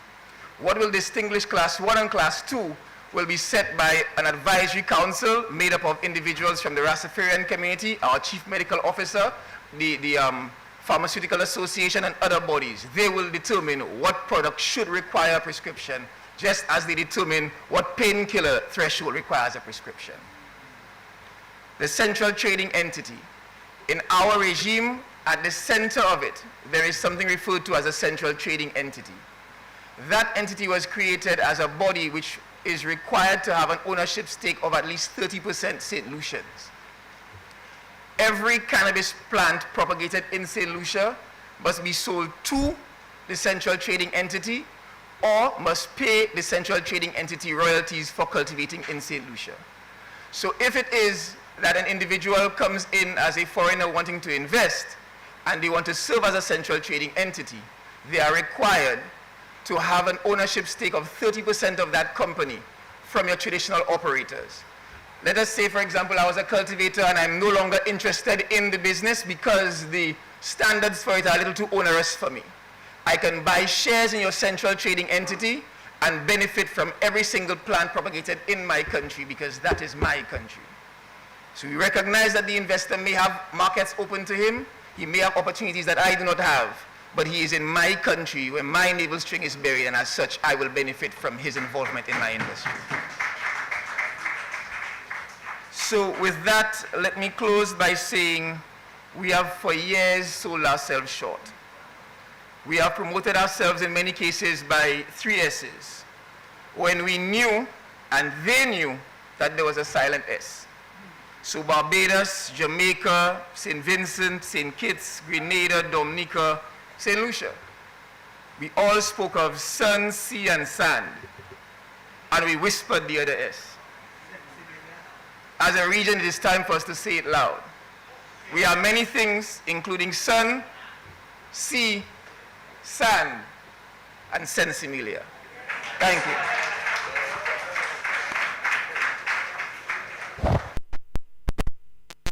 This was Norbert Inglis out of St. Lucia. Give it a round of applause for him. And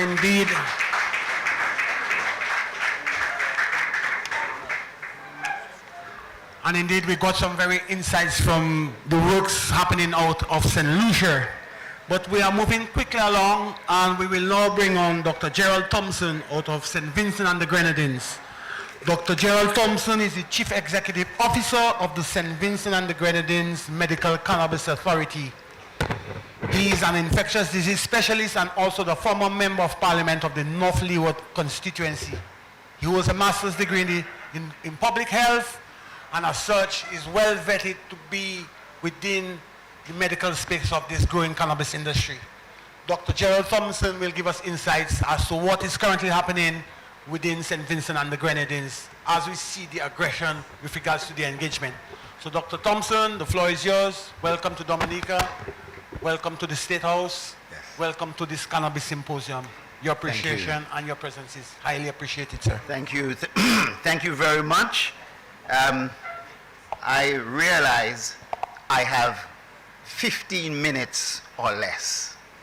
And I think that as my predecessor took the adequate amount of time. Matter of fact, I want to apologize for the way I'm dressed.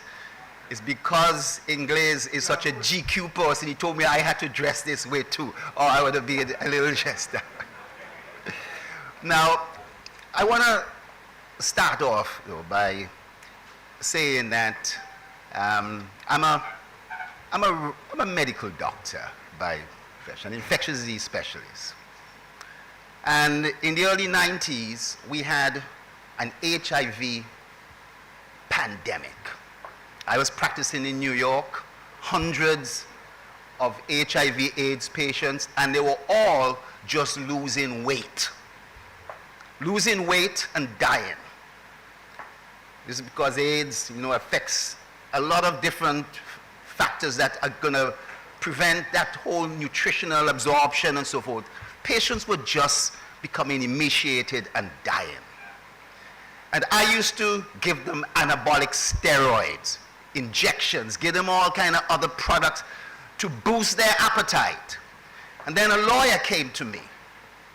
He was like a stick. He'd been losing weight, and he said he found out that in New York State, if a doctor writes, not a prescription, but a letter recommending that you could have cannabis, he can actually get it to help him put on the weight. I said, what the hell is this?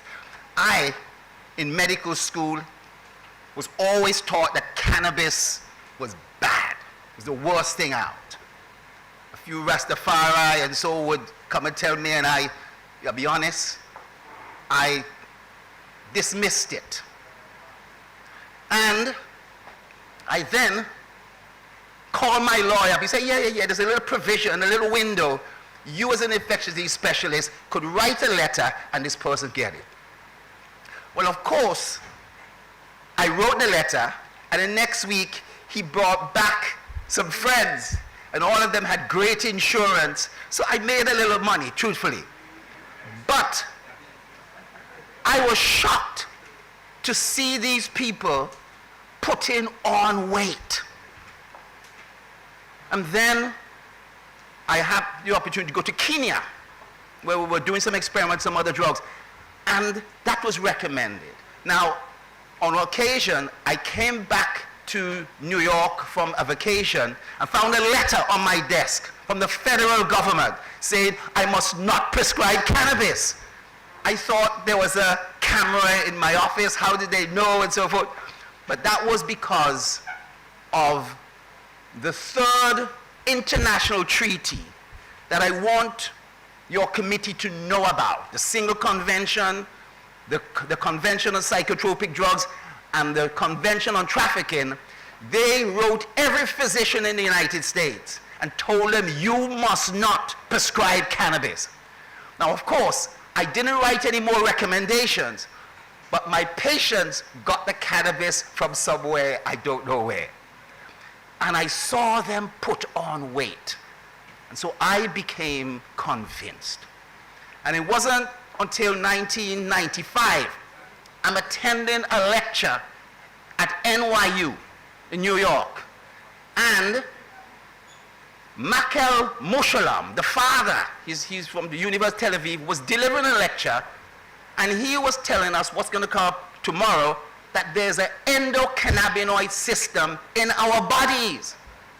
I'm an immunologist. I'd heard nothing about this before.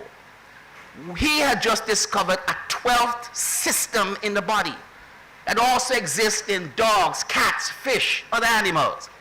The bottom line is that this system, you will hear about a little more tomorrow, is the basis why cannabis works, because your body produces these substances that interacts with the endocannabinoid system, and cannabis is very similar to that particular substance that's produced in your body, and that's how it produces the effects.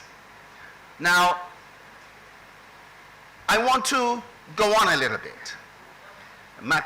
Dr. Emmanuel had mentioned about ganja. Every year, the Indian population is able to celebrate the arrival day in the 1860s. And they were able to tell me that ganja, the name, really comes from herb of the Ganges River, where it grows naturally. Now, marijuana is the Mexican translation. That's the Mexican name for cannabis. But ganja comes from the term herb of the Ganges River. And this has been a revelation. You know what? Dr. Emmanuel also, he put up a chart similar to this, showing the Caribbean region. By the end of this year, almost all the English-speaking islands in the Caribbean would have legalized medicinal cannabis. I've traveled around the world. There's no other region in the world where there's such an intensity of legalization. And it sets itself up for what we call a Caribbean interstate. An interstate, the ability to trade among yourself. Because trading internationally has its rules. It has strict rules. But within an interstate, we are going to be able to put in certain rules and regulations that allow us to trade between the various islands. And so that's this little chart. And I'll say Grenada, I'm very proud of the fact that our minister, who was supposed to be here, has put down a policy that we have to collaborate with all the different islands. I'm here largely because the minister called me a couple of days ago and said, you have to go to Dominica, you know? And we have to give Dominica the support and show support. And we're proud of the fact that almost all the islands have sent delegations to St. Vincent. The Prime Minister of St. Kitts has been to St. Vincent. Ministers of government from St. Lucia and Jamaica and Grenada have come to St. Vincent. We've hosted delegations from a number of different islands. We're particularly proud of that because we want to make sure we have. Now, I have just a few minutes to summarize this. I was hoping there would be a big screen that everybody could see this. And I know you can't see, but I don't have a pointer. But for St. Vincent and the Grenadines, we essentially have 4 pillars. 4 pillars. This first pillar is what we call the enabling framework. And we essentially passed our act, the Medicinal Cannabis Industry Act, in 2018. We passed an Amnesty Act, which was very successful. We set up the authority, which I've been the CEO since its inception. I must say that I'm not sure, but I am likely to be, oh boy. All right. And essentially, we have been able to produce a structure together. Number 2, we've been lucky in that because St. Vincent and the Grenadines was the principal owner of the Bank of St. Vincent and the Grenadines, we have been able to implement legal banking. We do not have the ability to use US currency, but we've linked up with Toronto Dominion Bank in Canada, and we are able to get the flow of money in and out of St. Vincent in a legal way. And we've also gone through Bank of America and the United States and asked them, is this okay? And they've said, this is fine, because your approach to banking is acceptable to us. For a number of countries, because during the years of World Trade Organizations, IMF telling countries to sell out your national banks, because countries don't own the bank and they're owned by extra-regional entities who have still links with US agencies, it's difficult to implement legal banking, but there are solutions.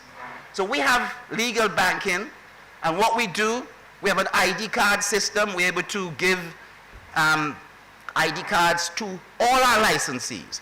Our traditional cultivators receive a license free of charge. We do not charge them for that. Now, wait. They do have to pay an application fee, which is only $100. And I must tell the truth, you know. I don't want to say it's completely free, you know. And for the last 6 years, they've not paid any license fees. And their employees must also have an ID card. And this ID card can be shown to the police, indicating that they're legit. You understand? Now, we constructed, I'm unable to tell you from our initial set of licenses how much money we made. I'm not able to do, but that was a time in which companies, both external and local, wanted a license. And for the highest license, persons would have paid like 1.6 million EC dollars. Sorry, 2.6 million EC dollars, a million US. But that phase, I must tell you, that phase is now over. And in terms of trying to attract those sort of monies for license fees, that may be a pipe dream. But we got the money, we used some of it to construct a state-of-the-art analytical laboratory. And it has served us very well. We were hoping, it's like Dominica, to have the region utilize it, but there wasn't enough tests done. Well, we've now redone this whole process, and we're now going to essentially extend this to many other type of foods, our imported foods. As a doctor, I could tell you the pesticide and the coloring and other chemicals that come in on food needs to be tested. We're consuming it. That's why we see this high rate of prostate cancer, breast cancer, and other cancers. We're going to test for these products and make sure that they're eliminated. And by testing for cannabis and testing for the other, we think that the lab is going to be that much more economically viable. You know? It may not be able to survive on just testing low. We've set up protocols by which we could do tests for the entire region. We've talked to LIAT, we talked to this, we set up, we have our staff trained to be brokers in customs so we could cut the cost to a minimum. We linked up with a company in Canada called Ample. They were the largest seed-to-sale company. And they built a seed-to-sale, automatic seed-to-sale system for us, for both patient access as well as for cultivation. But we would have had to pay them, or the companies would have had to pay them. Eventually, Ample got bought out. And the company that bought out Ample got bought out again. And these mergers and acquisitions just really tended to spoil things. But we've still got a nice system that's homegrown that we're able to track patient access and so forth. Now, in the second column, I want to point out to you that leadership is critical. Having a stratagem. We're now on our 5th strategic industry plan. We have SIP 1.0, 2.0, 3.0, we are now 5.0. We've been redoing it, looking at the changes. We had a volcanic eruption, right? A lot of farms got cultivated. Macau, Emmanuel, brought in some new seeds for us. I mean, we had some of our own seeds stored in our seed bank. But I must tell you that it's nice to think that the land race we have in the Caribbean is perfect. It's a good land race. It's disease resistant. Ours is called a Santa Marta. It comes out of Colombia, right? But the problem is that the buds are a little fluffy and a little light. And the yield isn't as high, 13, 14% THC. We had one of our companies that was, with their strain, producing 31% THC. Now, of course, we stepped in and we did limit the maximum they produce. Now they're producing 22, 23% THC. And that's how, we basically are at this level. Now, I want to point out in that central column the role of the minister and cabinet. I get full support of my minister, Saboto Caesar, and cabinet. And I also get support of that second, on the second column, in the one in red, the police. We have meetings with the police all the time. Initially, they were a reluctant bride. But we introduced a policy in our laws. You're allowed to have in possession, I know you said 56 grams. You're allowed to have 56 grams. But we thought, what if you had 57 grams, or 58, or 80, or 89? So we have coined with the police a process, what we call tolerance. It's a non-legislative process because you can't really decriminalize, legalize for more than 56 grams. Jamaica has 57 grams. Most other countries have done 27, 28, 30. We're 56. But if you have 90, if you have a pound, the police will treat that with a concept of tolerance and will not touch you. And of course, if you also have an ID card, and so then there's no problem. And so I want to point out to you over in the last column, I know it's too far away, but we passed several regulations. Not only the licensing regulation, the standard compliance regulation, but patient access regulations. And this set up that system by which patients could willingly come in and volunteer. We've trained over 200 medical personnel. We trained many of our doctors. And that has been, we've also trained nurses. They're not prescribing, but they're part of the process because they are able to provide advice. And we are seeing now people who are elderly coming forward who would never dream of using cannabis, promoting this because of the benefits that is brought to them. We have an inspectorate. Now our inspectors, we didn't take them from the police. We have the police that we could use at any point in time, if necessary. We took agricultural instructors and some forestry officers, and we sent them to the police to do a couple of weeks of training, and essentially, they now are able to help the traditional cultivators with that of understanding how this plant goes, because they themselves are agricultural officers who've dealt with tomatoes and dasheen and so forth. So they understand the science. We essentially have had several companies that have been able to achieve GACP, Good Agricultural Collection Practice. You would hear that term. The standard for fruits and vegetables is GAP, global GAP. But the standard for cannabis and spices is GACP. And there's a focus on collection, collecting that product, packaging, how is it presented. And we essentially have had missions down from Germany that's worked with us, done training of the MCA in St. Vincent and Grenadines on how GACP is done. And I could say that we have now some level of expertise. We also have several companies that are GMP certified, Caribbean GMP certified, but that's a very, very difficult standard to produce because that's where you get your manufacturing standards from. Now, I'll tell you something.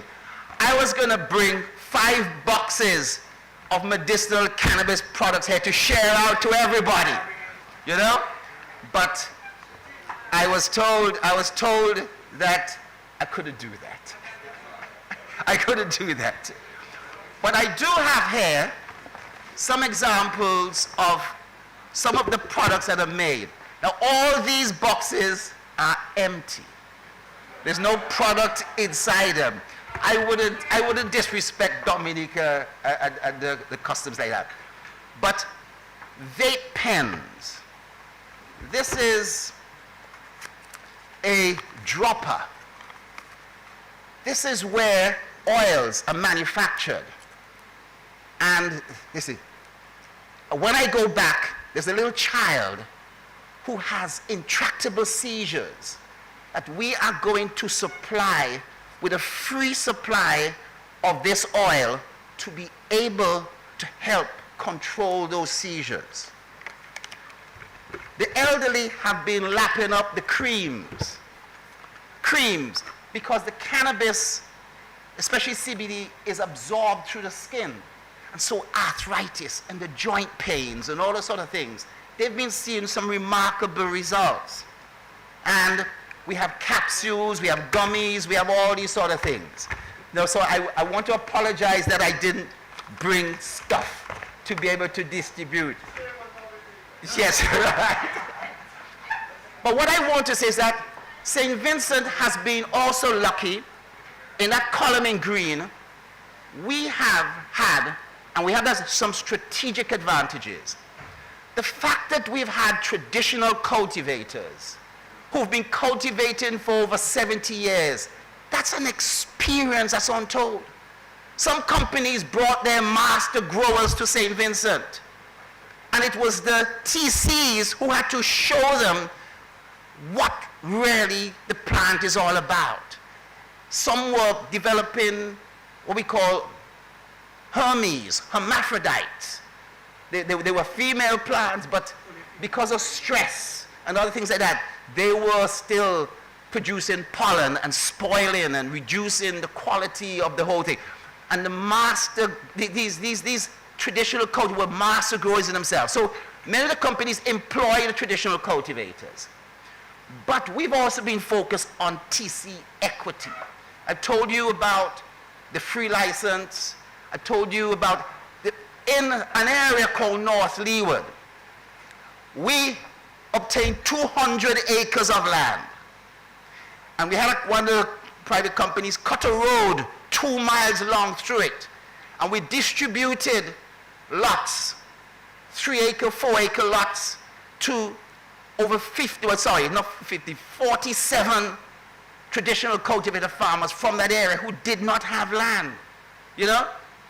And what we've seen is that in the past, when tradition would go up into the forest and chop down the forest, we've significantly reduced deforestation.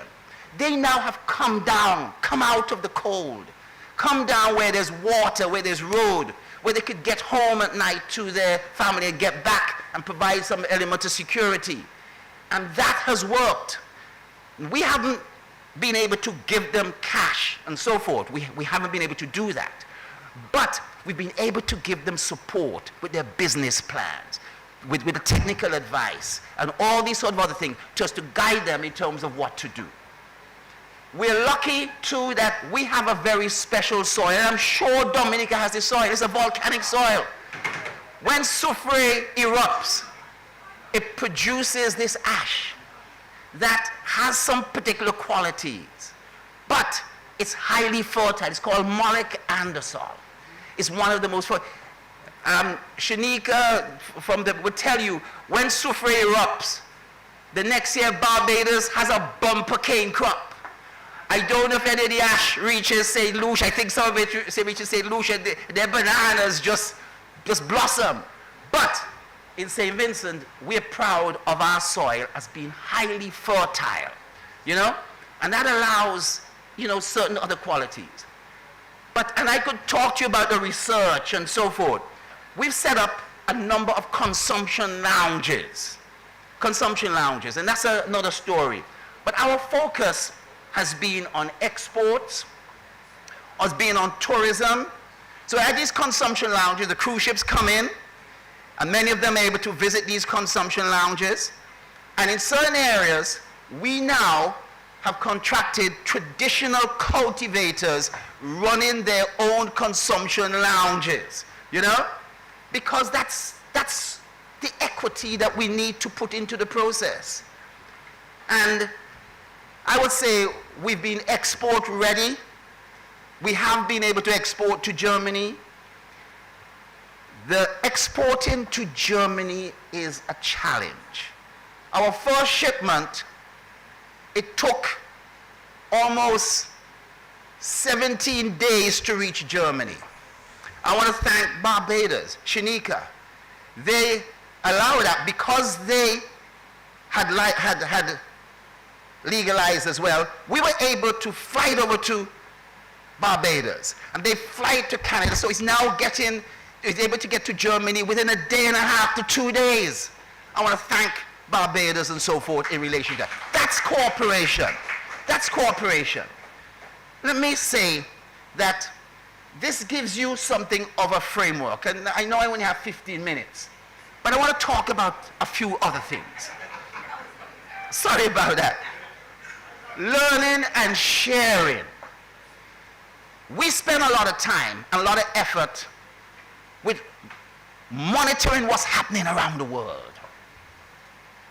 COPELAD, the EU, we attend these things, and we need to have more of the countries linking up with these things.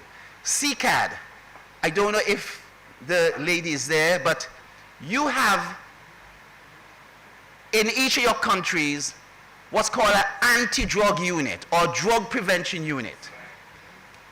The relationship between the anti-drug unit and the medical cannabis authorities is poor. They are heavily focused on making sure the youth and so forth are trained, and other persons may say, look, just free it up. But I believe that you have to listen to them. I think besides St. Vincent, I don't think there are many CEOs, I give difference to Dominica, who support the legalization of medicinal cannabis. And there are a number of doctors who really are truly not on board. And so a lot of work has to be done with your medical community to get them to buy in. And they're primarily going to be worried about how are we dealing with the youth. There's no doubt that with legalization there will be a slight increase in the use by the youth. I'm telling you this. We've seen that in St. Vincent. But with some education going into the colleges, community college and so forth, schools, I think that they could also have a better understanding. This year, I went to what's called CND, Commission on Narcotic Drugs. Commission on Narcotic Drugs. And also to the INCB meeting in March. I made a presentation at CND. People were there from South Africa, from Botswana, from all over the place. They don't know enough about the Caribbean. They don't know that we are a player.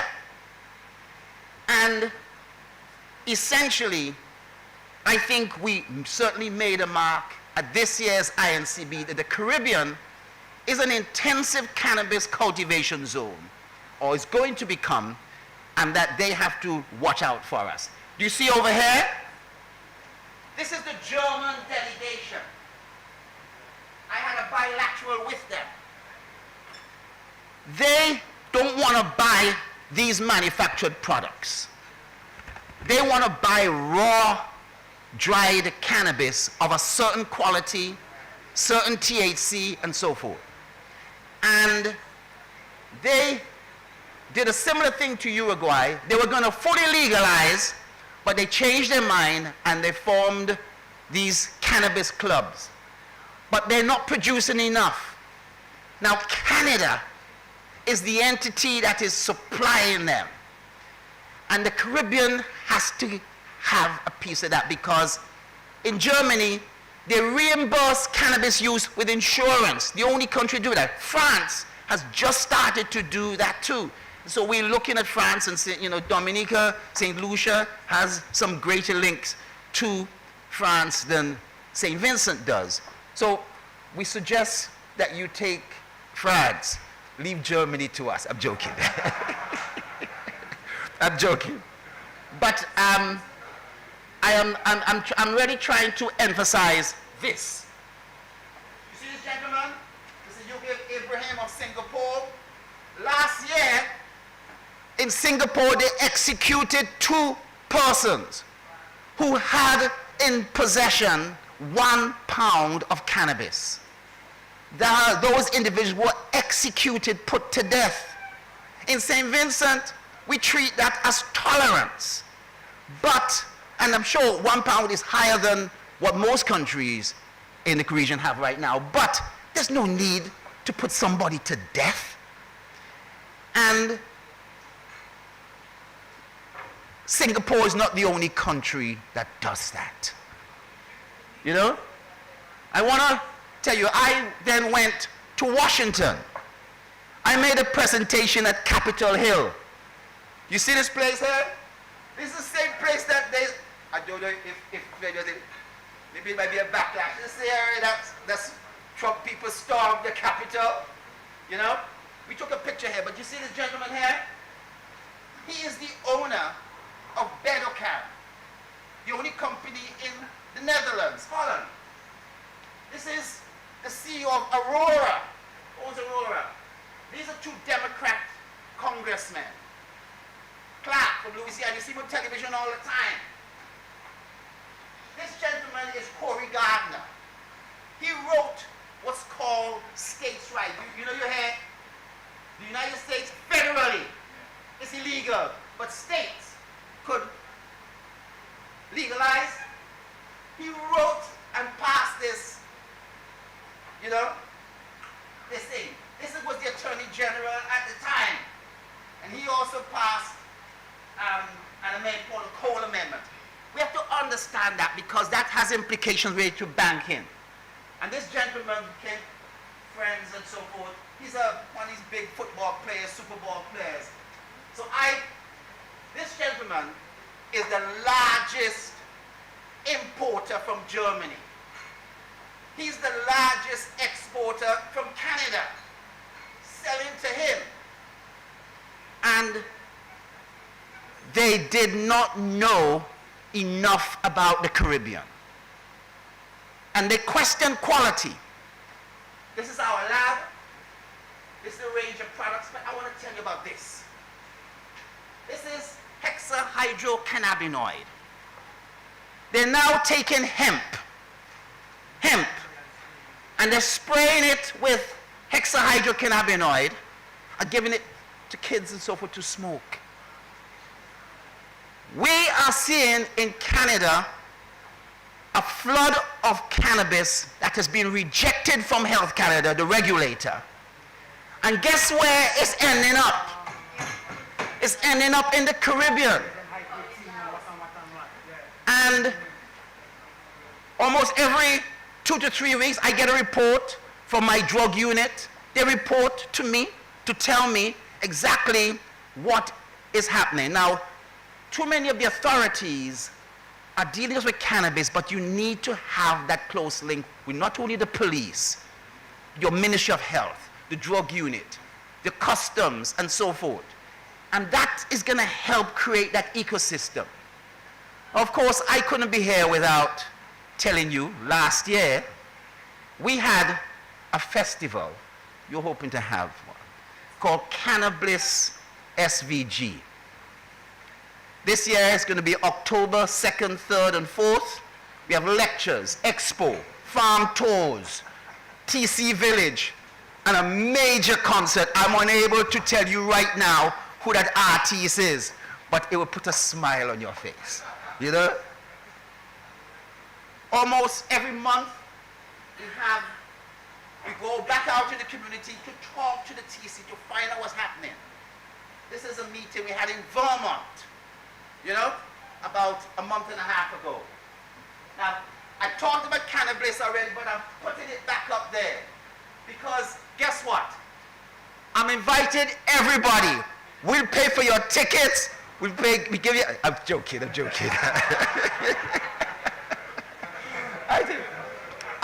I just want to end with two things by saying, please, I want people to have a much better understanding of the endocannabinoid system. I was in Barbados just about a month or two ago. We trained about 23 doctors there on prescribing in the endocannabinoid system. I was very happy when, she's not going to like this and so forth, when they asked the question, why don't we have Vincentian products here in Barbados? You know? And there was, I think Shanika cited some reason or the other and so forth. But it's on my mind. But I want you to understand, it's not just about anorexia, nausea and vomiting. It's not about cancer pain, migraines, sickle cell. It's not just about anxiety. See this thing about anxiety and PTSD, post-traumatic stress disorder, and see sleep disorders. These were all recreational uses in the past. I'm sure they will deal with that tomorrow, because unfortunately I won't be here. But in terms of anxiety and PTSD, these are some of the big reasons for prescription now. You understand? This is what the doctors and the pharmacists are prescribing. Inflammatory bowel disorders, Crohn's, ulcerative colitis, nerve damage, seizures, epilepsy, and then some of these more elderly, Alzheimer's, Parkinson's, and so forth. I just want to end with this one here. There's a fallacy that cannabis could cause death. We have to be worried about mental illness, and that, I'm sure, will be dealt with tomorrow. But it's reported that cannabis has not been a direct cause of death. Yes, if you drink and drive, and you get an accident, you know, you're going to cause death. And if you smoke heavily and drive, similarly. But what happens with some of these other drugs? When I practiced in the United States, I prescribed a whole ton of fentanyl, right? Valium, Xanax. I didn't prescribe any cocaine. But these things, what they do, they not only suppress this part of the brain. There's a part of the brain, this in brown, called the medulla oblongata. The medulla oblongata. This is what controls your respiratory rate, your heart rate. This controls your ability not to swallow your vomit. They suppress this. Somebody gets knocked out and they vomit on themselves and swallow their vomit. These drugs will cause the pulse rate to drop down to a level that the person is not compatible with life. Cannabis can put you to sleep, but it does not suppress the medulla oblongata. So you're not going to have the type of overdose that results in death directly from the overdose. This is fundamental. Folks, I want to apologize that I may have taken 16, 17 minutes. Yeah? But I know that there's a lot more that I would love to say. But St. Vincent de Grenadines stands at the disposal of Dominica, that we will be able to help and assist in any which way. I'm sorry I have to take every single one of these back with me, but at any point in time, we'd certainly be able to. Thank you very much. Dr. Gerald Thompson from St. Vincent, give him a round of applause, ladies and gentlemen. And indeed, we see some wonderful stuff happening out of St. Vincent. We definitely took some insights and some leads as to the possibilities in us moving forward. We saved one of the last for best, and we saved the only female CEO within the Caribbean space for last. And with us right now, we have Ms. Shanika Odell Roberts out of Barbados. Ms.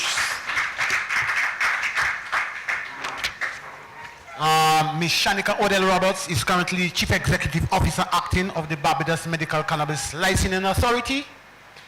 Previously, Shanika was a Program Administrator at Barbados Medical Cannabis Licensing Authority, which is responsible for developing policies and guidelines to establish the medical cannabis industry in Barbados. Ensure it has the safe and efficient availability of cannabis to patients. She has made significant contributions to the political landscape of our country also, particularly with the realm of social justice and equity. With a background in law in advocacy, Shanika has dedicated her career to championing the rights of marginalized communities and fighting for systematic change. As a member of the Barbados Labour Party, Shanika Roberts Odley has been instrumental in shaping policies that promote inclusivity and addresses the needs of the most vulnerable populations. Her passion for social justice has propelled her into leadership roles within the party, where she works tirelessly to advance interests of women, children, and other marginalized groups. But currently, within the role of CEO for the Cannabis Licensing Authority of Barbados, she has actually taken on the challenge to have much more regional integration with regards to the development of the industry. Ladies and gentlemen, Shanika Odley Roberts from Barbados.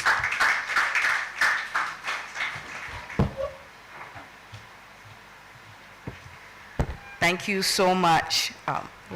Protocol having been established, thank you so much for the invitation to be here again. I've been here twice this year. I think it's about time somebody started the paperwork for my passport. Just put out there. So let me start with this. My name is Shanika Roberts Odell.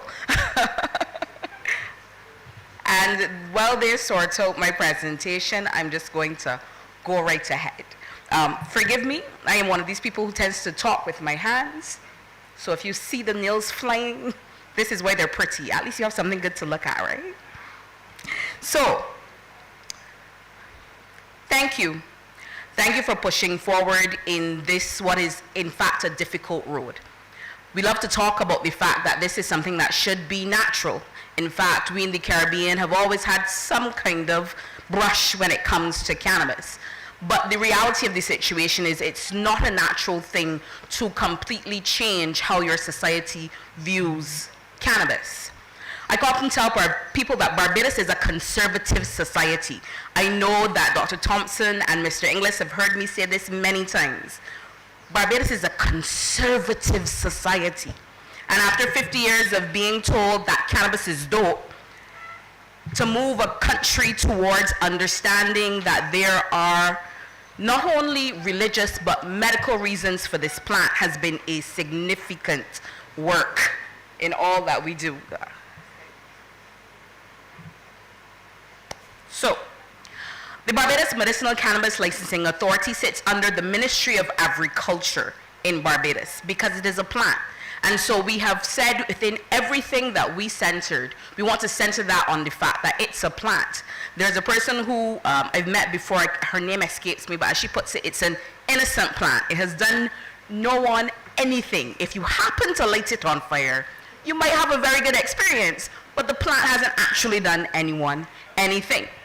And so with the birth of the Medicinal Cannabis Authority, Barbados has gone down two paths. Now, the first thing I always say is, in Barbados, sacramental cannabis is legal. It is administered by the Attorney General's office.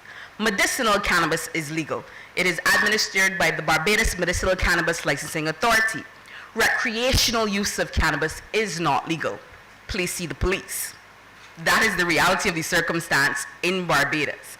And so when we started to build out what the medicinal cannabis industry would look like, we really had to look at what are we really trying to do. And as I said, Barbados is a conservative society.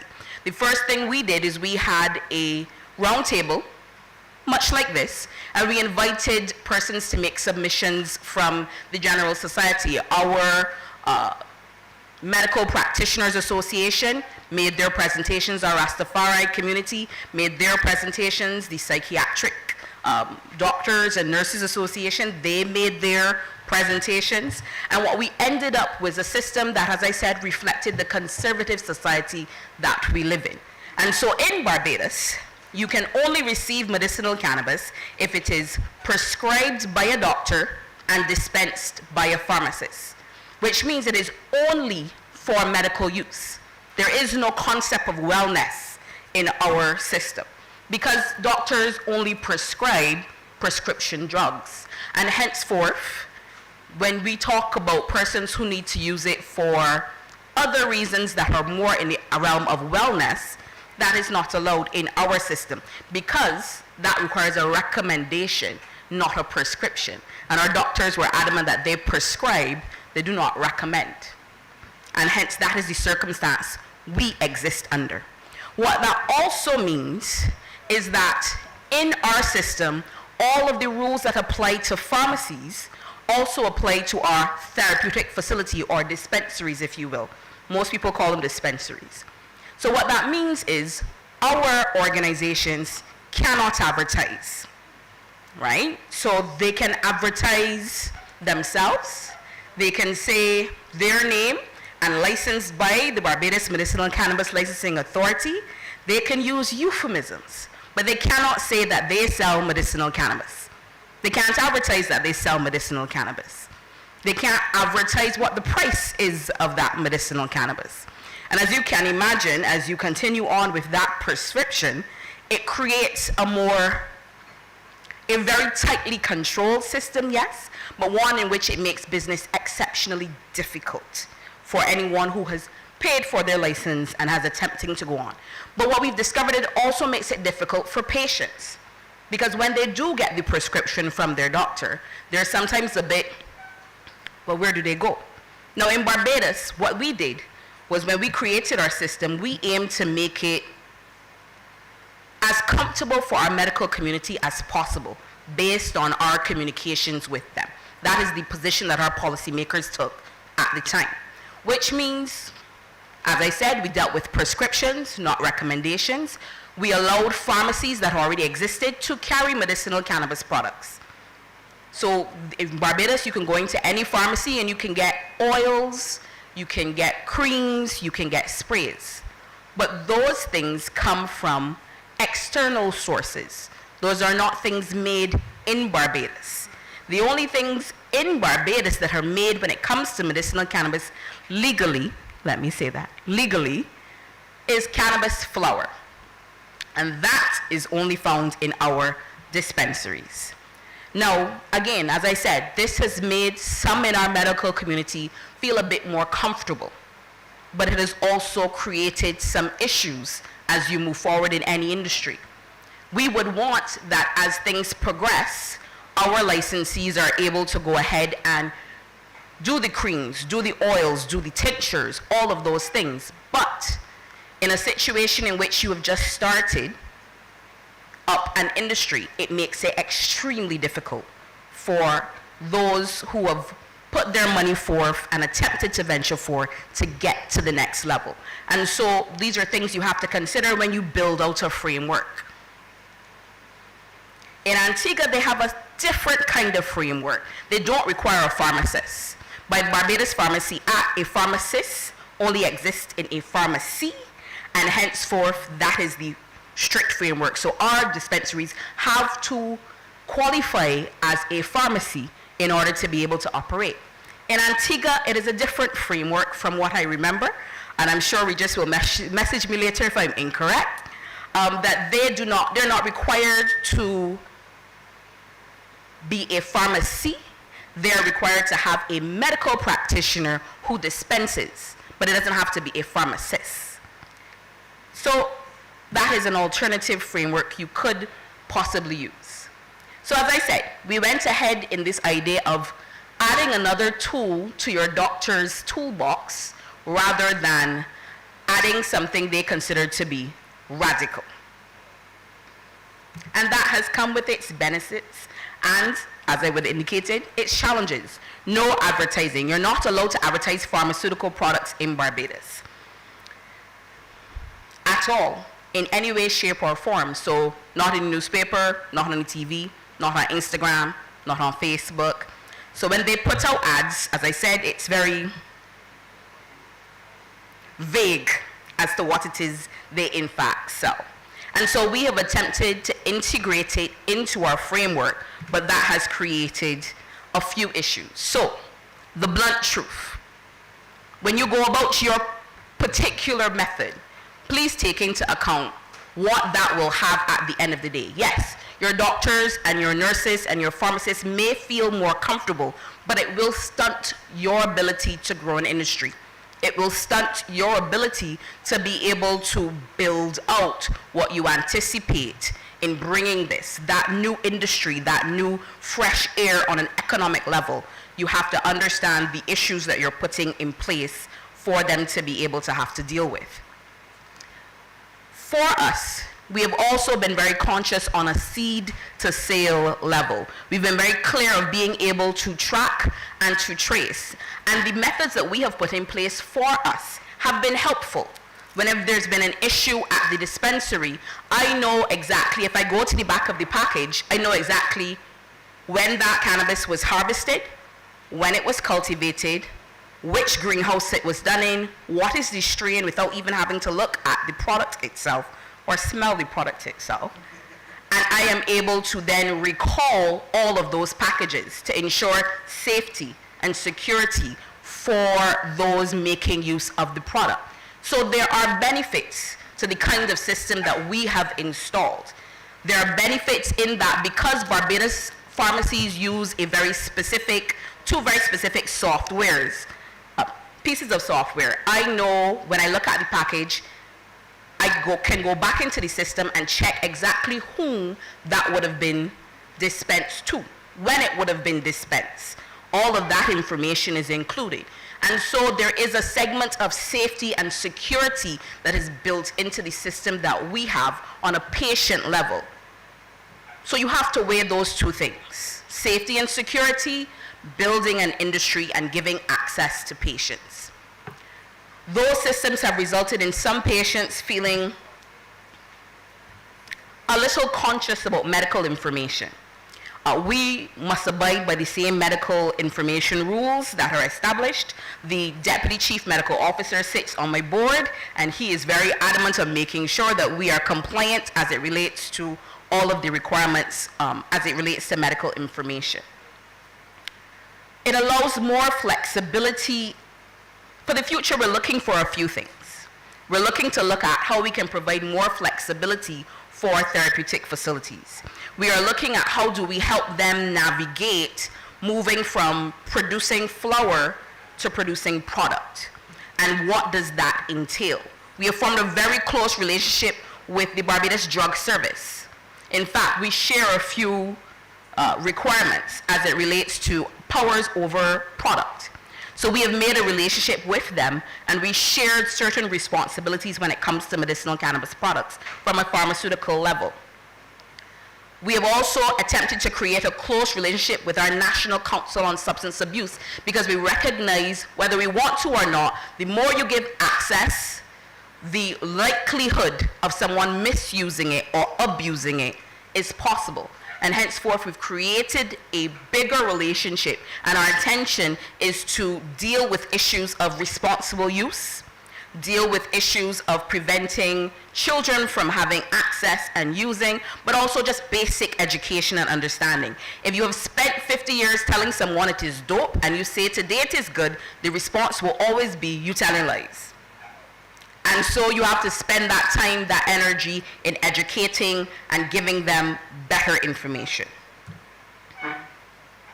Progress. So the truth of the fact is we have, in fact, given out 33 licenses to 11 licensees, including the University of the West Indies Cayfield campus, which has a research and development license in of itself. That has been hampered, that progression has been hampered by the banking system. I don't know if you guys here have a national bank. I believe I was told you have a national bank and a very strong credit union movement. Beautiful. That is what you will need. I will fervently suggest that now is the time that you invest in your conversations with your credit unions and with your banks. Because when you took out foreign investment, if you can't move the money in and you can't move the money out, it is a serious deterrent. One. But also two, when it comes to locals getting involved in your industry, it is fine to say I'm going to give you a license and I'm going to give you it for free or reduced cost, however you like. But then when it starts to want to scale, how do they get loans? How do they invest in their businesses? How do they start to take on employees? How do they pay them? How do those employees then get loans themselves for houses and those kinds of things? These are the things you have to take into account when you start to frame out this kind of industry. And the advantage that you have, as I said, you have a strong credit union movement and you have banks. In Barbados, the credit unions must bank with the banks. And the banks are all US correspondent banks who are adamant they are not touching the medicinal cannabis industry, legal, illegal, or otherwise. So that has hindered us in our move forward. We have one therapeutic facility that is currently open, that is attached to a farm. We have another farm and therapeutic facility that should be opened, I'm hoping, next month. And so we're progressing forward, but it has taken us longer than would have been anticipated because of the circumstances that we deal with. And so in conclusion, as I said, Barbados is a conservative society, and hence the way we have had to navigate our relationship with cannabis has been particular. I oftentimes, when I go to Antigua and I come to Dominica, I'm always feel so blessed about the integration of your Rastafari community within your general society. Barbados, that is a complex conversation. And so we don't often see that type of integration to the extent that I've seen here and in other places. And so when we come to opening those conversations, it is more difficult. It is more difficult because you have to translate what the shareholders who have long suffered for this would want into what the policymakers can and are willing to do. And I tell people all the time, I live between the free up the weed and the dash away the weed crowd. And I'm holding everybody's hand, trying to make it to the finish line. And so that is a bit of what you do as an authority. You establish rules that are fair, and as fair as you can get them, ensure compliance, but also seek opportunities to be able to have your locals fully invested, fully integrated, and with as much ownership as possible. In Barbados, what we've instituted is in that all of your licenses, you have to have 30% owned by a Barbadian. Absolutely 30%, unless you're talking about research and development or laboratory licenses, which are million or billion dollar requirements, which is a little bit different, so to speak. But those are the contexts that we tend to have to live with in Barbados. Now I know, unfortunately, I'm not able to give you the revolutionary fervor of Dr. Thompson, who I absolutely love, or the very cutting edge work of my good friend, Mr. Dylan Orbert Inglis in St. Lucia. But Barbados is Barbados, and we love ourselves all the same. And we can at least show you what a conservative road looks like. So, a little bit of a plug.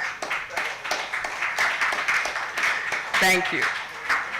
A little bit of a plug. In January of next year, the 16th to the 18th, we will be having our second annual conference. This year, the theme is Grounded in Growth. It's BeijCan 2026, MedCon and Expo, and we look forward to seeing you all there. Thank you.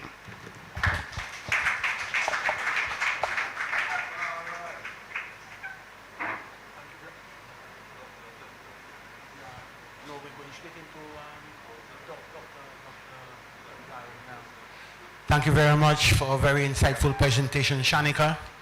And indeed, we have had a packed afternoon already, as we have gotten experiences from the various jurisdictions. Just leave it there. So we heard from Mr. Regis Britton out of Antigua. We heard from Dr. Michael Emmanuel.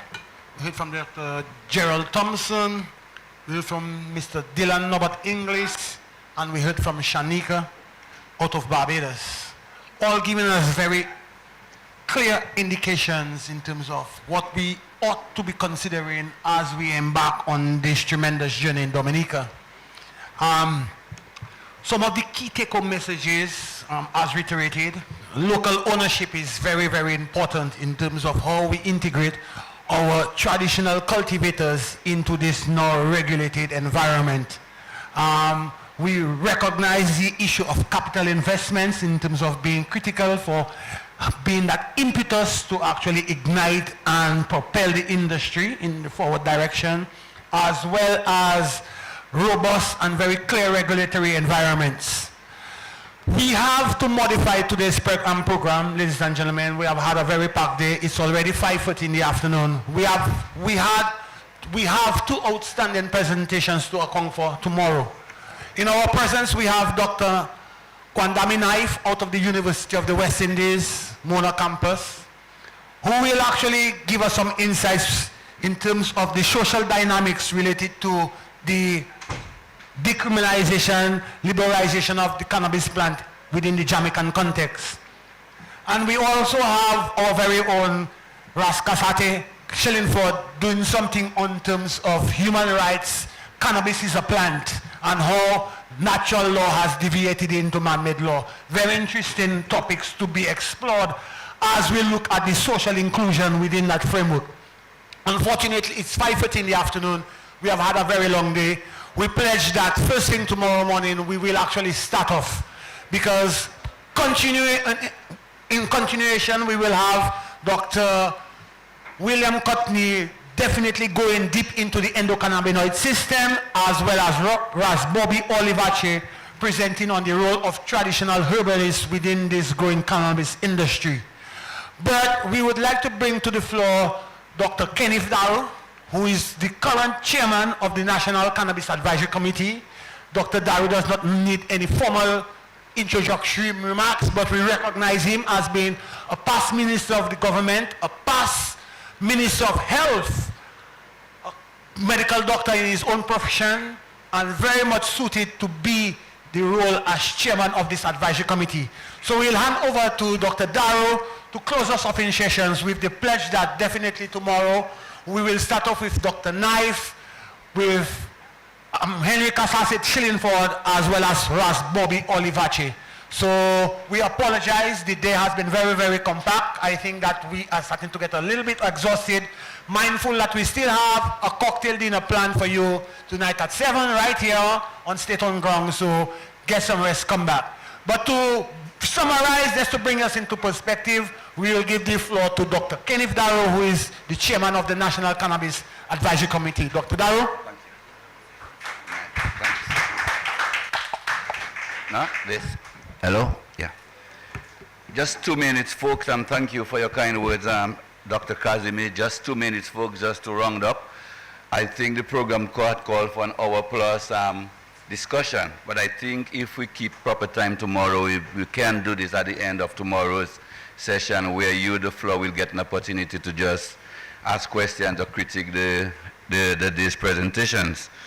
Just as I said, 1 minute just to give a brief roundup. We went on a very interesting and I think a very productive and informative day. I think the opening ceremony started very well with the opening ceremony. I think the speech is one point. I think it gave us hope that the political will is there to take this initiative forward. And in fact, from what I recall, the political will has always been there. I think Dr. Kazimi from time to time refer back to the 2014 it was, when the CARICOM's head of government set up this marijuana commission. Unfortunately, that was a very troublesome period in our national history or life, where we had back-to-back tropical weather systems, Tropical Storm Enrique, that's in 2015, and then 2 years later, Hurricane Maria. it means therefore our national priorities would have shifted, folks. Okay, we had hundreds, thousands of folks without homes, etc. So while the discussions continued behind the scenes, it was almost impossible or almost unfair to those who had suffered such loss to continue to bring this discussion to the table. I personally love the addition of the Nyabingi presentation, and I'll tell you why. It was a very significant part of the ceremony for me, and I'll tell you why. Because we keep on talking about liberation of the herb and all of this, and that by itself was very symbolic. And I think it was my brother, Dr. Marshall, who spoke about the Dread Act. And we're talking about these very same Rastafari brothers and sisters right now in the State House giving a presentation, whereas some years ago, these were the people who were being persecuted. So this was more than symbolic. I think this speaks to, as I said, so when we talk about a step in the right direction in terms of the liberation of the herb, I think that summarized it. Also the fact that we are here, this committee was approved by Cabinet sometime in March of this year, and I was asked to chair this committee, which I gladly accepted. First of all, I'm pro-herb. I mean, no apologies for this. And I also felt, and I think my former colleague ministers, including the Minister of Agriculture and Health also, felt that I was in a very good position to chair this committee, me having a 360-degree view of all of this. Medical doctor by profession, former Minister of Health, so I would be Okuma with some of the policies and the policy discussions, not just nationally, regionally, and even internationally. Health administrator, I serve as deputy chair of the hospital board, and more importantly, a father. I tell people, very importantly, a father when you talk about the safeguards for the use of the herb. Okay, so we cannot talk about, while I said I'm all pro-ganja, and we all agree as to the wonders of the potential of cannabis, we also have to also remember our young vulnerable population and the safeguards to put in place. Just to also let you know in closing that we are very much in tune with the latest technology, and we have two young gentlemen here. In case you're wondering that your concerns, those of you who shared concerns earlier on, after the first round of presentations, that we have AI technology, so all your concerns would be captured and be part of a formal report that the committee will look at afterwards, and of course tomorrow's session. Let me just thank, I think it would be remiss if I don't thank all the presenters, the spirited conversations from the CEOs, from our sister islands, Barbados, St. Vincent, I think St. Lucia it was too. And of course, Dr. Kazimi, who I tell people, I was given a title as chairman, okay, but really is a technical coordinator and his team who do most of the work. And the fact that this happened today, of course, with leadership from the ministers, from the Ministry of Agriculture, but without Dr. Kazim and his team, I can tell you, and the effort they put into making today's and tomorrow's a reality. Thank you, Dr. Kazim here. We'd like to thank our friend from the ECCB, Ms. Walsh, who gave this very comprehensive presentation on the potential economical benefits, not just the planters and the dispensers, but also she gave this very long chain, okay, of the industry, and at every point, economic opportunities, research and development. Our friend from Barbados spoke of UWI being given a research and development license, tourism and wellness. And speaking of tourism and others, I'm usually known for saying it as is, and sometimes I don't get me in trouble, but I was asked to make critical observations. I'm a little disappointed in the glaring absence of some key partners, honestly. I think my old friend from St. Vincent spoke about the police and the law. That's why I want to really thank the DPP for being there with the staff. I think she represented today, but and I'm not just talking about today. I'm very sorry, as I said, and I make no apologies for speaking the truth, that even the discussions leading up, the technical committees, meetings, that the absence of the police is very visible. If sounds like an oxymoron, but you get my drift here. Yeah. My brother from the EP, overview of what transpires in the region as it pertains to legal frameworks. Of course, lunch was very good. I was looking forward to my friend Henry Shillingford's presentation, but of course understanding that time is of the essence, that I'll be here bright and early tomorrow to listen to share his unique view on why the natural plants should not be regulated or whatever. So I'm looking forward to this. But folks, thanks for coming. I know the ladies like to go change and powder up. Men like us can just hang around and come back here or stay around until 7. But I know the beautiful ladies would like to go to the hotel room, take a shower, and put in all of their whatever that they have to do. So we're going to some cannabis products, some cannabis cream, etc. Huh? Yes, so the cocktail is going to be right here on the grounds of the stadium. You would have seen the tents out there, of the State House. You would have seen the tents set up out there for you. So see you at 7, folks, and see you again tomorrow. And thank you very much. Yeah.